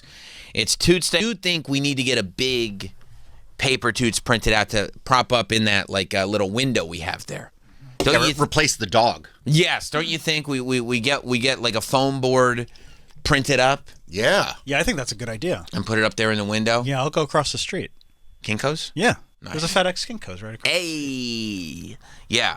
Yeah, and then that way every day. And then, Mike, when you carry don't put him in the suitcase, though. Make him a little too big for the suitcase. So that way when you carry the suitcase, you'll also carry paper Toots outside of the suitcase. And that way people see it, you know? And they go, ooh, they get envious. Well, maybe we could put them on a stick. Ooh. The stick could go into the suitcase. And then Toots. Paper Toots would rest above the casing. That's smart. That's smart. So that way he stays attached to the suitcase, but he still pops out outside of the suitcase. Yeah, that's probably the move. That's part of the move. Look into investing in a stick as well, please, Travis. Could probably just go to a Home Depot and get a yardstick. Perfect. A yardstick would be great because that is the size of the Toots that I'm thinking of. Yeah, like it's an impressive, like 3 foot, right? Like yeah, a nice big paper Toots. Because I'm also interested to see how big they can stretch that document. You know what I mean? I don't really know. file that I Yeah, posted. like where can you go to get something printed that's like this big? Is that Kinko's, FedEx Kinko's, I would think, Really? right? like on a poster board? I would think like a foam board. You know, like that styrofoam backing. Yeah. I would think that would do the trick. And they probably cut it for you, maybe. What do you think they cut it? Die cut? I can buy an X-Acto knife. You would do it yourself? Yeah, That's fun. I'm a DIY kind of guy. That's quite a project you got on your hands. I might cut myself by accident. Be careful. Or for attention. You never know. It'd be funny if you come in and Travis looks like he's cutting himself. Yeah, and I'm like, oh God, and he's like, oh, maybe it was an accident. Maybe it was the way you made me feel. Okay, let's listen to Travis. Nobody loves me. Okay, what's that like? Yeah. But yeah, I mean, I've seen him, you know. I know that the OG Paper Toots got back from a Costa Rican vacation recently, good. and I was getting texts throughout the vacation of Paper Toots in various locations, seeing wildlife, going to the zoo, all over the place. I can only imagine what a certain super agent's wife thought of Paper Toots going with them everywhere. Yeah. So, but it seems very exciting. How do you feel as the proud papa of this phenomenon that is? I mean, it feels like it's like a snowball. It's building upon itself. It's gaining momentum. Oh, it warms my heart. It does? It does. That's nice. Because he was at the Banksy Museum. Yes, he was. And you love Banksy. Love Banksy. You know? Yeah, I love seeing him in other places. People are being creative with where they're putting him. Yeah. I saw him at like a baseball game. Uh-huh. Paper Toots went to see, a baseball game. That's fun. Yeah, it's really cool. Yeah, I love it. I love the creativity of it. I love that everybody's getting out there and doing it. Yep. We'll probably figure out a way to highlight all of them at some point so people can just flip through and get ideas and maybe try to one-up all those ideas. Maybe make a carousel. Carousel would be great. Or even a saved set of stories. There you go. That's the move. A saved set of stories. So, you go to the Instagram page and you click it looks like an album. Story highlights. Story highlights. Yes, you will. We better get on that, though, because they disappear, so you got to... Well, I think you can go back, when you're making a story highlight, I think you can go back into your You have your old own stories. archives forever. Yeah, Zucks has it. Zucks makes you believe that it's temporary, but it's not. You and Zuckerberg has access to all of them. That's great. Yeah. Unless it's for Zuckerberg, then it's not as great. Right. I don't need Zuckerberg having all these Toots photos. What's he doing with them? Yeah, what's he going to do with those? I don't want AI Toots. I want paper Toots. It's a different deal. Yep. Is Toots aware of the fame that he's gotten? Like, I mean, obviously he knows he's gotten a level of fame, but is Toots aware of that the Paper Toots thing is taking off? No. Because he's a cat? He's a cat. Oh, I got you. Yeah, he doesn't really know what the hell's going on. I got you. No, okay. I guess sometimes I forget. I think a lot of people forget. Yeah. So he's just a cat, so he he's wouldn't just know. a cat. Yeah. Like he just, he's like, where's my eggs?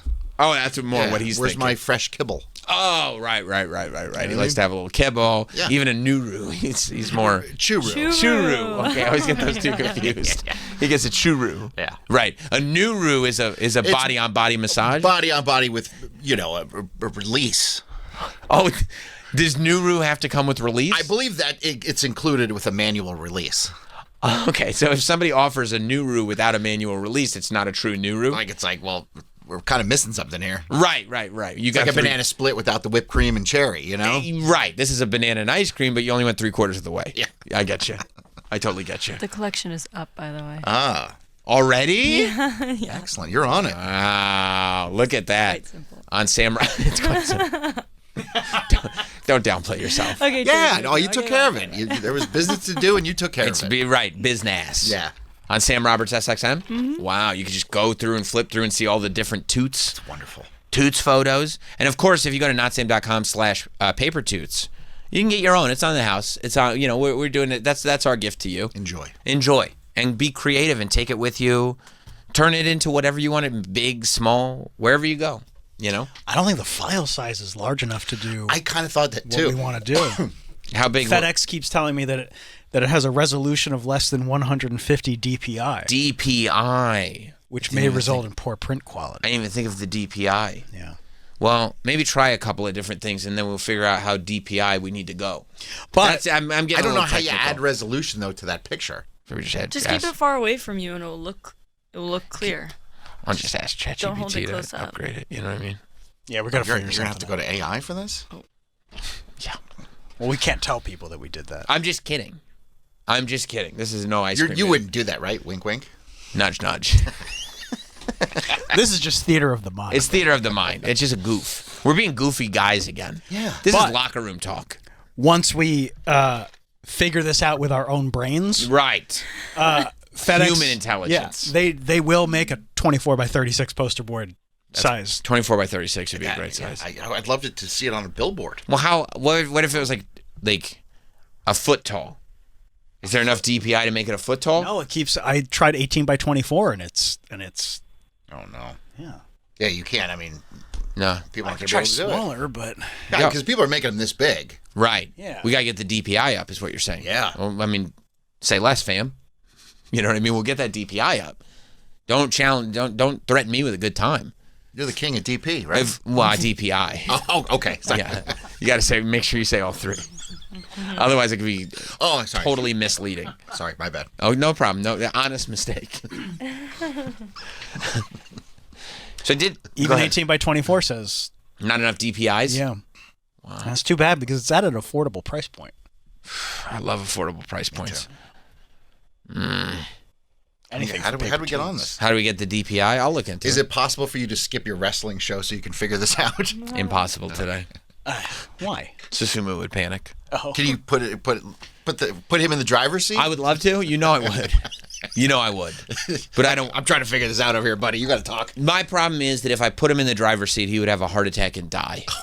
We don't need that. Yeah, and then there would probably be some kind of at least manslaughter charge against me. Yeah, we don't. And then, forget. I mean, missing one show would be the least of our concerns at that point. Maybe see if he can figure I this was out. just gonna say, have him figure it out. You think Susumu could do it? I do actually. If anybody can do it, how do you make it more DPI is what I would say, Susumu. And I'd say I've never seen a problem he hasn't been able to solve. Yes. he is a problem solver. Yeah. He figured out the Mike 2 issue yesterday, right? Yeah, it took a little bit of time. Okay. Yeah. But he got there, right? He did Yeah, get there's there. no time limit, right? Yeah. No, there isn't. There isn't. It's about getting it done right. Not Did getting it everybody done arrive to your party over the weekend eventually? Everybody who was coming. Right. Yeah. Not at the same time. Not at the same time. Right. Right, but you got there. Yeah, you got there. Right. Yeah. Right. Yeah, so maybe I'll have Susumu look into it. Yeah, I think that's a good. That probably seems like a Susumu figure test. this out. You think he will? Yeah, I Just think tell him so. we got to up the DPI. Get more DPI He's in gonna there. take it really, really seriously. I think he will. And do it. Because he'll know, too. I'll follow up. Where are we at with the DPI issue? I'll say to him. And then have him submit the order. Okay. Okay. That sounds good. I got enough to expense. Now, I see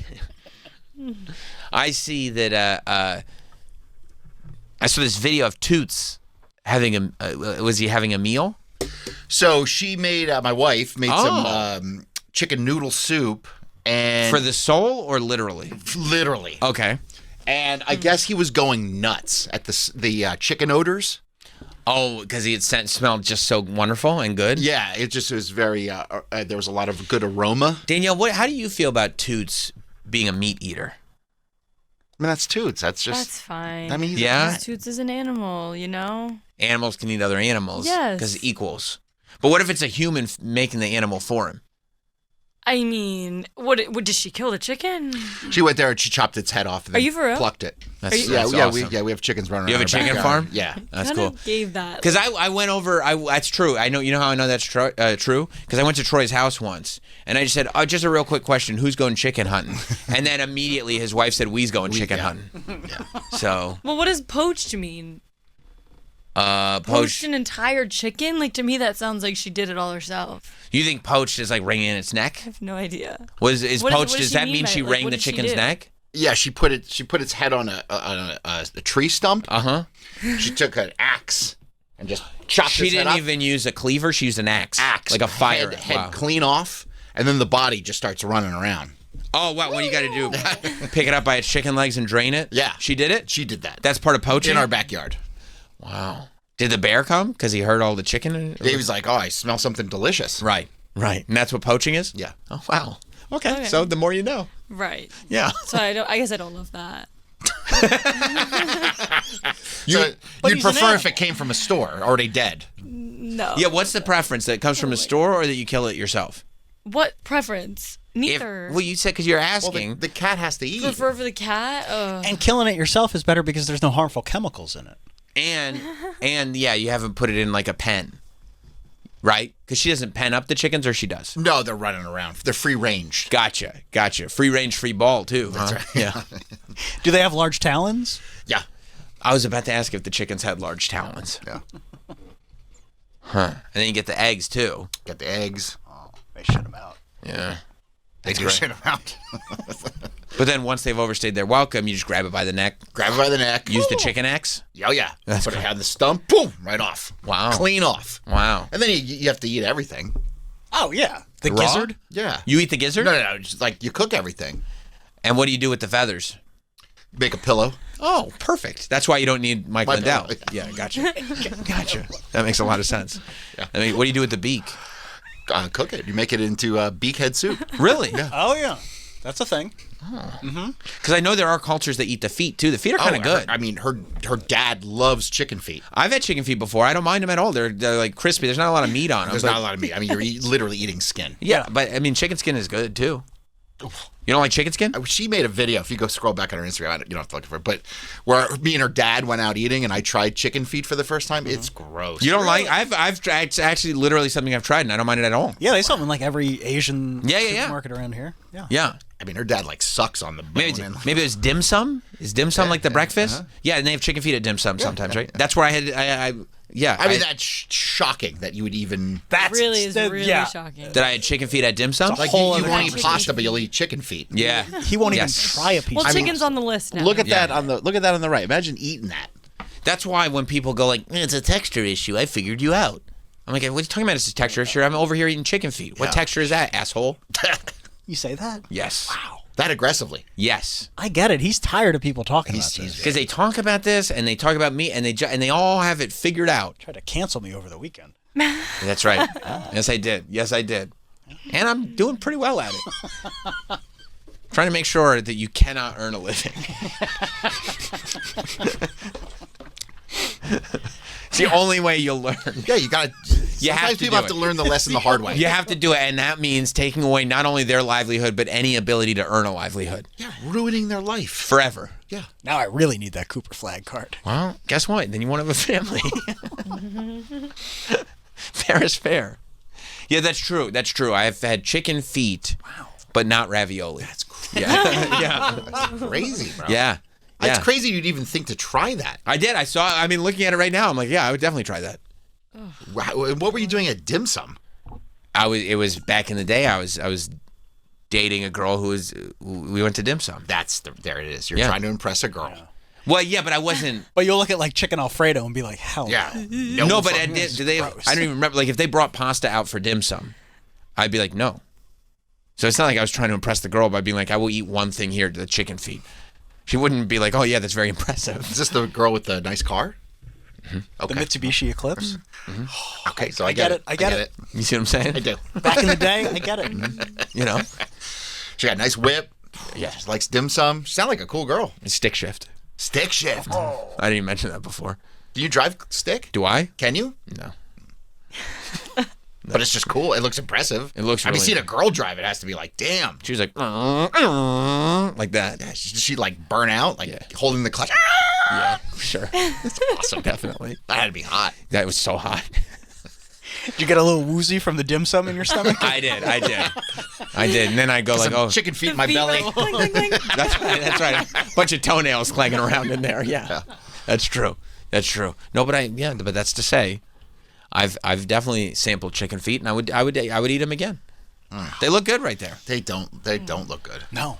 It looks like a chicken wing with very little meat on it. There's literally no meat. It's just skin. Literally looks like it's a like foot. If you took the skin off a chicken, skin and nails. You're not looking at it going, I wonder what part of the chicken it is. No, it's like that's a talon. Yeah, clear as day. Yeah.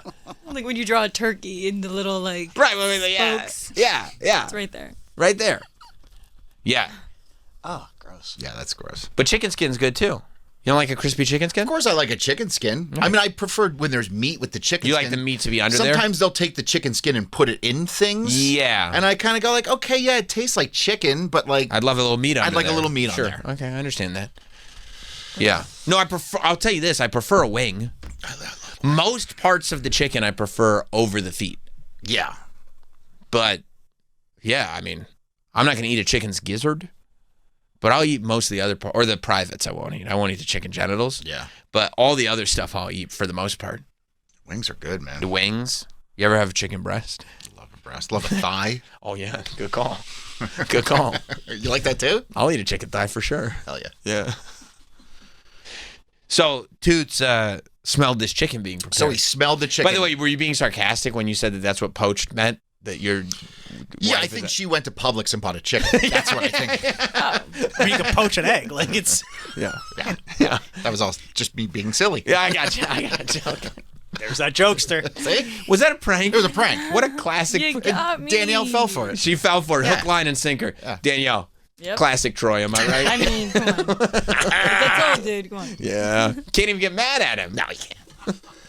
Yeah, I think she went to Publix. Got a chicken. She bought a chicken. She cooked it. Did she cook it specifically for chicken noodle soup, or was she like cooking chicken and then also made soup with what was left over? I think she was probably making chicken soup. Oh. Yeah, I mean, she has a pretty good diet when I'm not there. She falls off she runs off the rails when I'm there. She does? Do you think that might be slightly your influence? Yeah. Yeah, she eats pretty healthy when I'm not there. So I think she got a chicken. She's making some chicken soup. Right. And then she likes cabbage. She probably she loves cabbage soup. So she probably makes. Oh my God. I know. Was she Charlie Bucket? Yeah, what are we? Grandpa Joe? Yeah, she's sharing a bed with 3 other old people? She literally could eat cabbage soup every day. That's like Oliver Twist. I know. It's just gross. Can I have some more? It stinks. Cabbage soup. It makes I'd you rather fart. eat chicken legs. Yeah. That's like what the lady in Les Mis has to eat after she loses her job. And, they sells her teeth and hair and everything. All that's left is cabbage soup. Yeah, I just think of like Tiny Tim, or not Tiny Tim. Tiptoe through the tulips? Tiny Tim, he's sitting there with his tiny little ukulele. Tiptoe through the tulips. Oliver Twist. Oh, cabbage soup. Yeah, I remember that. Yeah, it's a great song. That was awesome. Yeah. He was always on laughing. Yeah, exactly. And he was eating that cabbage soup again. Tiny Tim, what are you eating? Cabbage soup. I remember that. Yeah. You're 100% right, dude. No, that's not what I meant. Good ref. Sick ref. Sick ref, dude. Yeah. Oliver Twist. Yeah, no, I think it was Tiny Tim. I think you had it right. Yeah, cabbage. She loves cabbage soup. Loves it. Eats it all the time. I'm like, what are you having for dinner? She's like, cabbage soup. I'm like, again? Again? And that's dinner? Yeah, she loves it. I mean, she could literally eat soup every meal, every day. Soup sucks. It sucks. But she's Asian. It's just a whole different thing. You don't like a Hardy Campbell's? I don't eat soup at all. I don't fuck with soup at all. Not at all. Not even chicken soup? I don't fuck with soup at all. Because it has noodles in Yeah, it. but you don't have to get it with the noodles. Yeah, I like it. I don't even fuck with broth. Really? You don't fuck with broth? Not at all. Not in a cold winter day? Not at all. What about a tomato soup? Not at all. What do you fuck with? Tacos. I like tacos. Fuck with them hard. Yeah, no, I love a good hearty soup. I feel like you like corn soup, corn chowder. You like There's not corn? one soup or chowder that I would Chowder. ever eat. Chowder. It's yeah. chowder. No matzo ball soup? No. Nope. No. Why? No, because I don't fuck with soup. Not at all. Or chowder, for that matter. Man. No. What about like a chicken broth? Good question. I don't fuck with that shit at all. I mean, that's a fluid. Yeah, even when you're sick? No way. And I don't even really get sick. Yeah, you do. Your wife tells me. My wife doesn't tell you shit. No, she's bullshitting. She doesn't know what she's talking about, She doesn't know what the fuck she's talking about. She's out to lunch half the time anyway. No, I don't fuck with soup at all. Okay. I can be sick, healthy. Can be cold, hot. I mean, I love a good soup. What about tomato soup? Yeah, tomato No. soup. Grilled cheese and tomato soup. Oh my god! I'll go half on that. You'll just do the grilled cheese. Absolutely, I love a grilled cheese. Throw out the soup. Yeah. You don't like to dip the grilled cheese in the tomato? Try it. It's like the best. Oh, is it the best? Because it's going right down the drain. It really is. You know what I'm saying? You just wasted a bowl. That's what I say. Don't give me that, because I don't fuck with any soup at all. None. You sound angry about it. I don't even fuck with pudding. Pudding? No. Pudding? No. That's crazy to me. No soup, no pudding, no chowdia. But nothing you can slurp. Wait, from New England, Massachusetts? Yeah, nothing you can slurp. Right? You No need to chew all slurping. your food. Okay. I like chewing. Yeah, but you love cottage cheese. I love cottage cheese. Oh, God. That's crazy. I love cottage cheese. What about rice pudding? I don't eat rice No or way. pudding. Okay, well, I mean, it's got the same texture What as about cottage Jell-O? cheese. I love Jell-O. Good question. No, you don't. You I like fuck Jell-O with- and not pudding. I fuck with Jell-O nonstop. I'll fuck with Jell-O every single day. All the flavors. Gross. Green, orange, red, whatever Purple? you got. Purple. Yep. I'll do it. Blue. Fine. I don't give a fuck. But no snack pack. No pudding. Man. You like whipped cream? I like it, these but are all I don't dislike it. I don't sit there going like fuck whipped cream. You But I won't don't open up the fridge and put some whipped cream in your mouth? No. What about cream cheese? Yeah, you want to take a little too? Yeah. No, cream good question. cheese? No fucking way why I fuck with cream But cheese. cottage cheese. Cottage cheese, hell Do you yeah. do bagels? I do With bagels. Butter? Butter's great. Okay. Cottage Love cheese butter. on a bagel? I've never had it, but it sounds good. I don't need anything with my cottage cheese. No fruit, no No, nothing. it's good the way it is. It's raw perfect. dog it. I raw dog that cottage cheese. God made it perfect. Wow. Pop the top. Give me a spoon. Can't stop. Cottage One- cheese and chicken feet. It's your own That's that, Oh, am I in heaven? you hook me up with cottage cheese and chicken feet. I'm good. I'm good, dog. And Jell-O. You don't even any So little why Jello is it for done? dessert. All right, You I don't know have to what I'm worry getting about you for Secret Santa. Don't worry about me at all at that point. At all. I'm good to go. We should get you a spread for your birthday. Of just the weirdest things. Like, how could Cottage he cheese, possibly... chicken feet. Like the stuff Jell-O. that you would never believe. Yeah. And I'm just like, oh. Meanwhile, here, have this chocolate chip cookie. No. Yeah. I like chocolate Yeah. chip cookies. Wash it down Not with the some ones that I Faygo. made. You want some pudding? Well, what was it? What was in them? Just chocolate chip cookies. I just It don't- was for Travis's 60th birthday. They're delicious. 68th birthday. I don't think Sam just doesn't like your cooking. You think it's a Danielle thing specifically? I think it's just like, oh, what's she doing to it? But it was Yeah, before probably. I was even vegan. Yeah, those are great cookies. They were awesome. Thank you. Everything she's You wouldn't made even is have one. Yeah, you don't even. Yeah. Well, I also like a nice factory-made cookie. What are you talking about? Yeah, a fat, like A nice factory-made. Like a Chips Chip Ahoy? A You don't- Chip Ahoy. You like a Chip Ahoy? I like a You nice don't Chip want a Okay, you Ahoy. could like a Homemade Chip Ahoy, chocolate but chip you could also like a homemade Yeah. chocolate chip cookie. No, I do like homemade chocolate chip cookies. Oh. Just not hers. Well, I just didn't have it in that moment. I didn't want it. You'd rather have a Chip Ahoy. I would in that moment. I would probably would. have. I probably would have scooped up a Chip Ahoy. You ate the whole sleeve. I might have. They go down so easy. They really do. You know. They're almost bite size. I know. That's true. Well, it depends on the bite. Sometimes they are. I popped a full one in. You got to sometimes. Yeah. Wow. But yes and no. There will be no soup. No soup. None. No soup for you. I go. Great news. Thank you for that. Awesome. Can I still get the bread? That's surprising. That I don't like soup. Yeah. No Hey. soup. You like dips? Oh, yeah. like you a hummus or a guac? Will you do a salsa? Yes. Okay. No hummus or guac though. Thinking of things that are smooth and non You'll do a salsa, but you won't do like a tomato sauce. We mean tomato sauce. Well, I guess you don't like Yeah, you will do sauce. tomato sauce because that's pizza. Yeah, of course. Yeah, but no, not no, tomato you're soup. You're right. Yeah. Salsa. Same Will you do a queso? Like a queso dip? Oh, Yeah. Certainly. Okay. Okay, it's just cheese. Guac? No, fuck guac. Yeah, I don't like guac either. I'm with Sucks. You. Yeah, it does. Yeah. Crazy. No, it's the worst. It's for chicks. It is for chicks. Yeah. You know who gets guac? My daughter. Oh, that's Yeah, not a and shock Troy. to me. Yeah. She's a chick. He's a chick. And Cheyenne. And Cheyenne. Yeah. Oh, yeah. Yeah, that makes sense. Oh, Cheyenne loves to make his own. I know he does. It actually looks pretty good. Yeah, well, he's got to have it ready for when he's doing brunch with the ladies. I know you don't fuck with sour cream. No, I don't fuck with sour cream, not at all. Which again, That's crazy. is so weird. There's no rhyme or reason. What about yogurt? Love yogurt. Oh, No, you don't. That's literally pudding. Yogurt it's rules. literally pudding. It's the same thing. Yogurt's good. What Those is are- chocolate? chocolate. Yogurt. No, I don't fuck with pudding at all. But I love yogurt. You can't be serious. I swear to God. Dead ass. And pudding is like really Dead processed and ass. big. You're Like, dead you ass love right now? it. Which is why when people are like, I figured it out, there's texture. It's like, shut the fuck up. You figured out shit. That's what I say to him. What if one day I snuck in and added pudding to the list? What list? Your food list. It's not a hard... It's mental, but What, are you if gonna I get in hacked- there? Yes. Oh, you could probably get in there. Yeah, somebody should be sneaky. Yeah, like in his dreams, just whisper like pudding. That might Oh, work. like Inception. Because I will wake up and go like, well, that's changed. Happened with eggs, It 100% happened with eggs. It was just a realization. I think eggs are fine. Eggs are great. and that's a weird one too. Honestly, weird. I'm telling you, people just got to sneak it in. Figure out a way to be sneaky with you. Because my dad claimed my whole life he was allergic to onions. Cannot eat onions. And then my wife made Thanksgiving dinner one year and put onions in everything. Yeah. And he ate everything. He's like, this is delicious. And she's like, there's onions in like everything. Right. Did you tell him? Yeah. And he was like, no. He just had to live the Yeah. lie. He's like, no. He's like, no, I'm allergic to him. It's like, well, no, you're not. Nothing happened. You're not allergic to him. You've been living a lie. Yeah, you're fine. You walked in the same way you walked out. My wife will do that sometimes. She'll be like, did you like it? I'm like, yeah. She's like, there was mushrooms in it. I'm like, fuck you. Yeah, fuck you. Yeah. And then my grandmother. Which is why I don't try shit. Because people be sneaky like that. Yeah. You know what I mean? Bitches be sneaky. Bitches do be sneaky. And so it's like, that's why, my wife can't sneak anything into anything. You know why? Because everything you eat is chicken. You just rip the plastic bag off and put it in the air fryer. Where are you going to sneak it? Man, See? You'll do yogurt. I'm blown away. You'll do yogurt, but Love you yogurt. won't do pudding. Yogurt and cottage cheese, no pudding, no soup.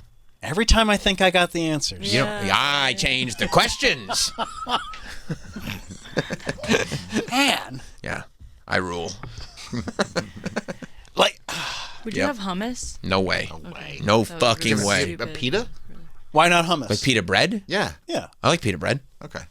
I'm not eating So hummus. it's the hummus you have the problem with. I have a huge problem with hummus. If you've tried it. I've got a huge problem. A massive. I got a lot of I have a massive problem with hummus. You won't do sour cream, but you'll do cottage cheese and yogurt. They're all in the same family. Well, I won't eat cottage cheese and yogurt together. I mean, I guess I would. I'm not asking you to eat them together. If you would, I probably would eat them together. Why not? Well, it's the same family. And Yeah, those good. got Well, like guess what? tang. Like those are a little odd too. Well, guess what? You ever go to a family and you're like, your brother sucks. You know what I'm saying? Yeah, Like when you're- I like, see your that's brother. That's your, yeah, exactly. Yeah, I mean, you don't have to like everybody in the family. No, I know. It's just, And I don't. No, I know. I don't. I will never figure this riddle out. You're like enigma. a Rubik's Cube. I am a Rubik's Cube. I'm the only one that can figure me out. But there has to be a formula. There has to be. We just You haven't gotta watch cracked it. YouTube. cracked the code. You gotta watch YouTube for the algorithm. You got the bottom two layers. Yeah. I could teach you the bottom two You layers. can make the daisy. Yeah. Making the daisy's nothing. Because I'm still blown away about the chicken feet. That's crazy. I mean, chicken feet's so gross. I mean, I eat everything, and I hate chicken feet. I got no problem with chicken feet whatsoever. You know what I would have a problem with? If you dip the chicken feet in hummus. Then I'd be like, get that shit away from me. Or a little hot sauce. I don't mind hot sauce. A little buffalo? I like that. That sounds good. That sounds delicious. I might have that today. Yeah. Well, it's good to hear how Toots is doing. It's Toots Day.